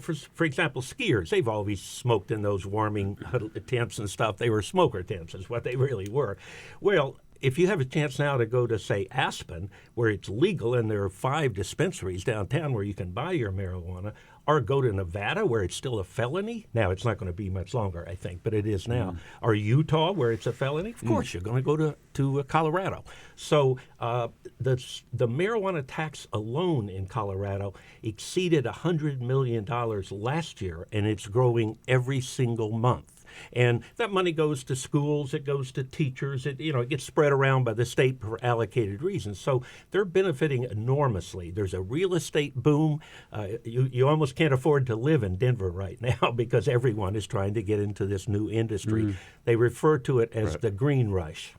Yeah, isn't that amazing? Now, Vermont, if I recall correctly, is under consideration in Vermont, or has it already been passed? Vermont has a decrim, but they are actually considering full legalization. And that through the legislature, which right? would be the first state to do it by legislature. See, this, Peter, I think really gets Peter, into another dimension. Right. As you well know, voters on controversial social issues are often ahead of elected officials. Right. Elected officials are timid, and they most say you're concerned about getting reelected. So all of our victories initially have come by voter initiative, and the ones this November will likely be the same.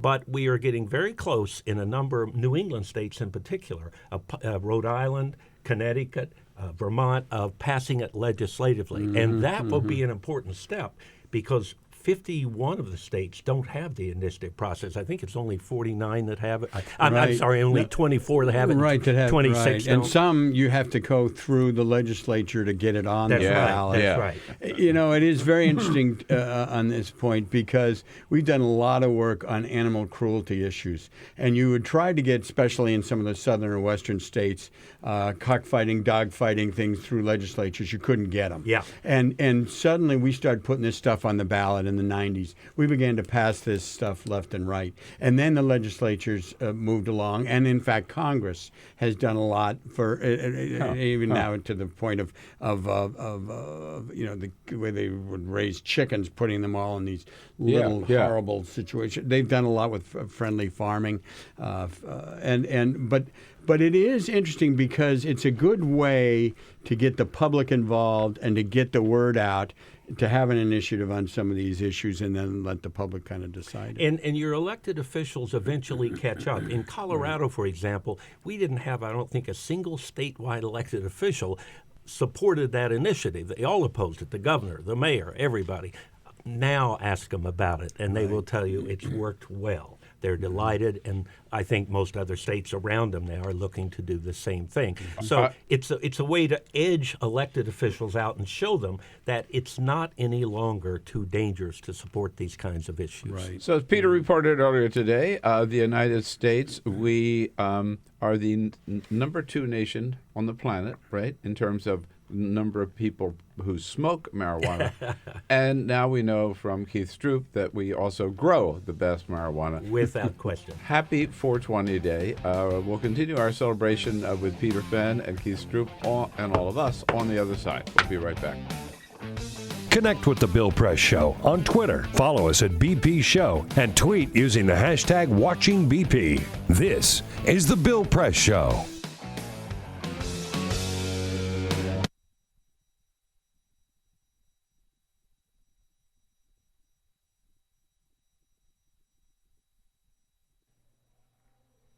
It occurred to me tonight, for the first time, that the long-winged insect that over and over again rams its body into the wood of my front door might not know what he's doing.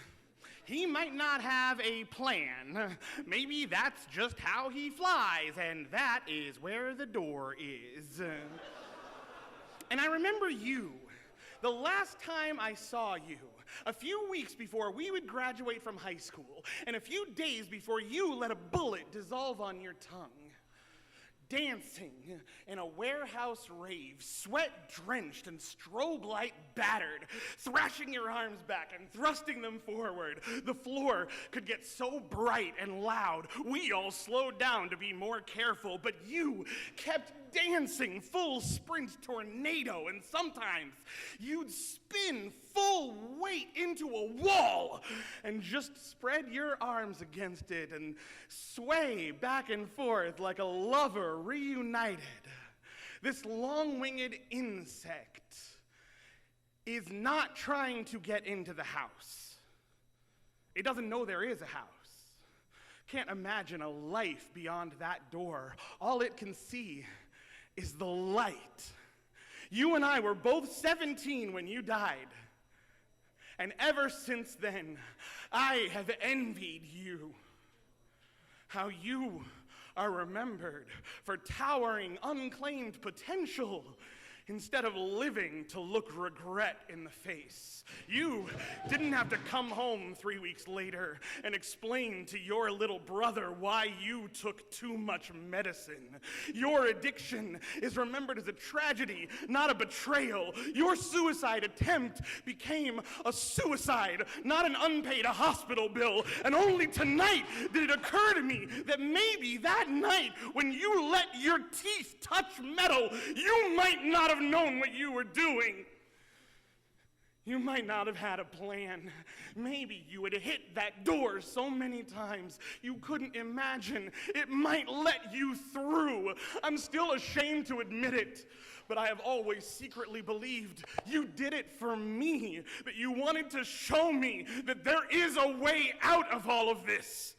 Not so that I would follow you, but so I would understand that every day that I am alive is a day that I choose to be alive. And when the music stops, you still get to keep on dancing. And when the light is so bright it blinds, you can dance with your eyes closed. And if in that dark you come up against a wall, you keep your arms out wide and you dance with the wall.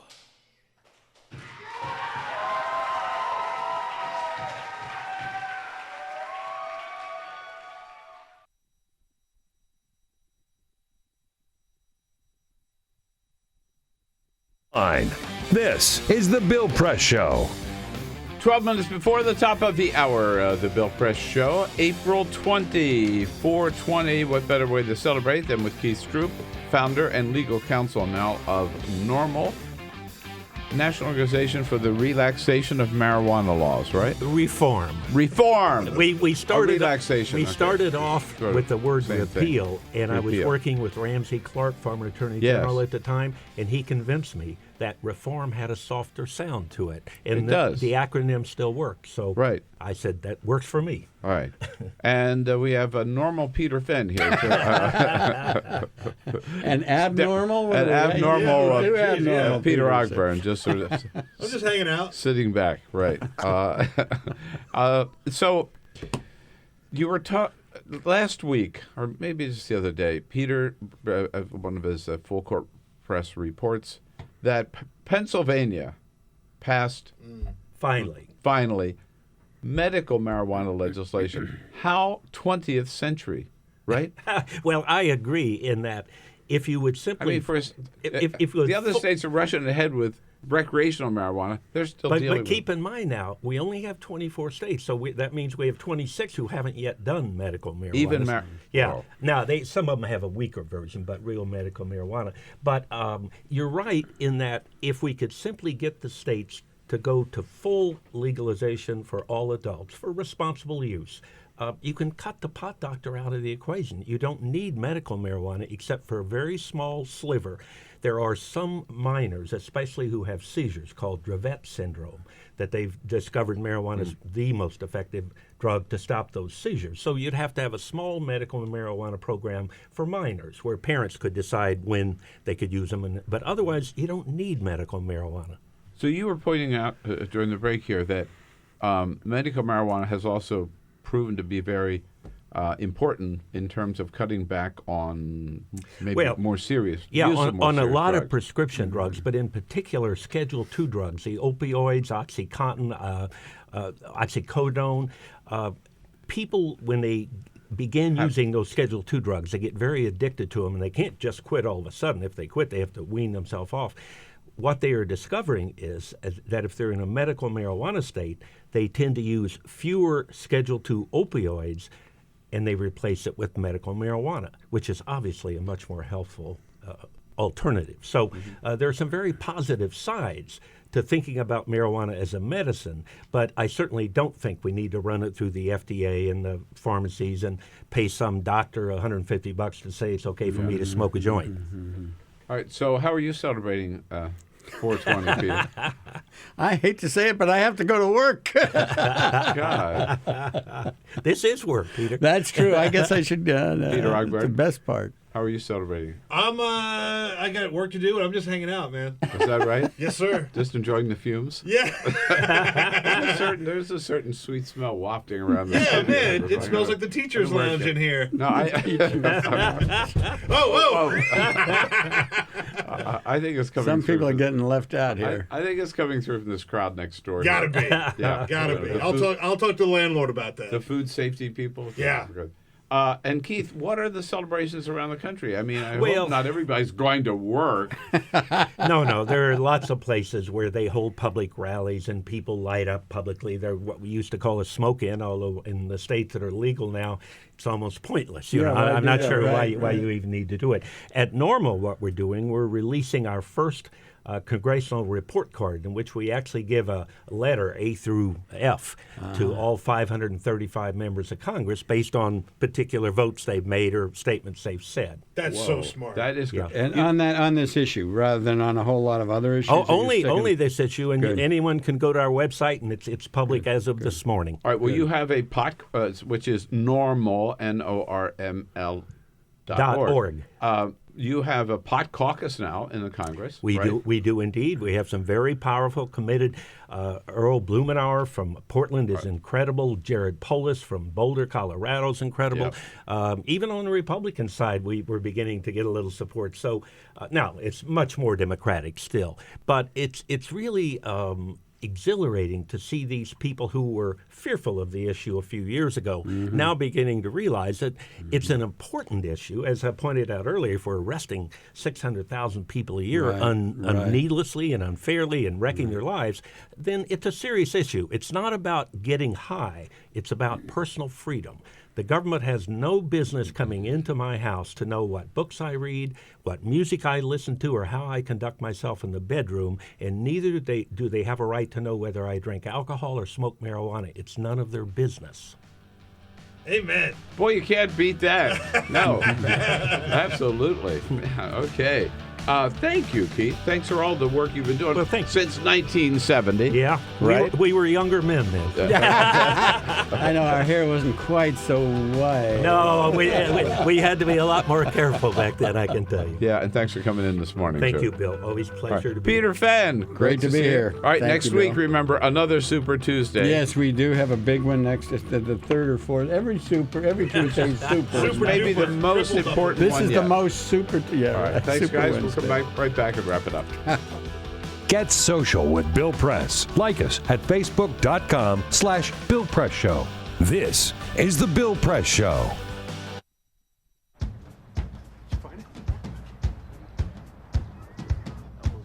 We taught him how to hit a baseball. Just like that. Say hi. How to hit a receiver.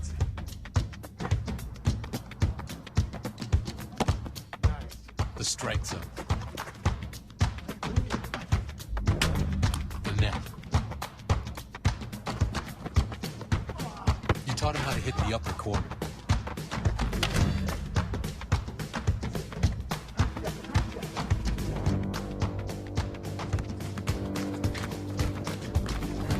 You even taught him how to hit the open man.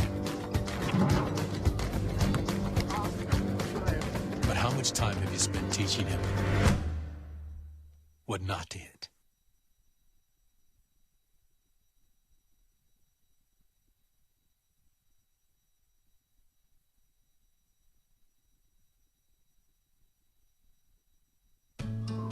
You wouldn't let money just blow out of your house. So when your AC or heater is on, make sure the doors, windows, and fireplace flue are shut tight. If you're headed out, turn down the AC or lower the heat by 10 degrees. And always keep your water heater set at 120. A little bit of common sense goes a long way. Get more great tips at energysaver.gov. So, I'm kind of new here, but I've noticed a trend. My human does this funny thing where she goes around and gets all my toys, and then she hides them in that basket by the door. But it's always the same basket, and it's always in the same place. And then she acts so surprised when I find them, but, she's putting them in the same basket. Again. It's like, hello? That's where you put it last time. You were the worst at hide and go seek. I grew up in the housing projects of Cleveland. I didn't even know that life could be any better than it was. Education for me has been a way to get away from the agony of what was normal life. I want to be able to impact the community, not just look back on where I came from, but to reach back to where I came from and pull some people up with me. My name is David, and I am your dividend.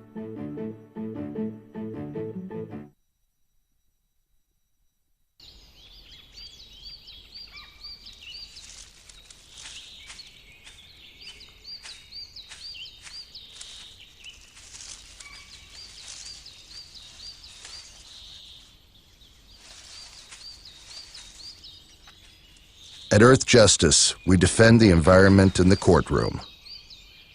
Join our fight. When you take a seat, you take a stand. Earth Justice, because the Earth needs a good lawyer.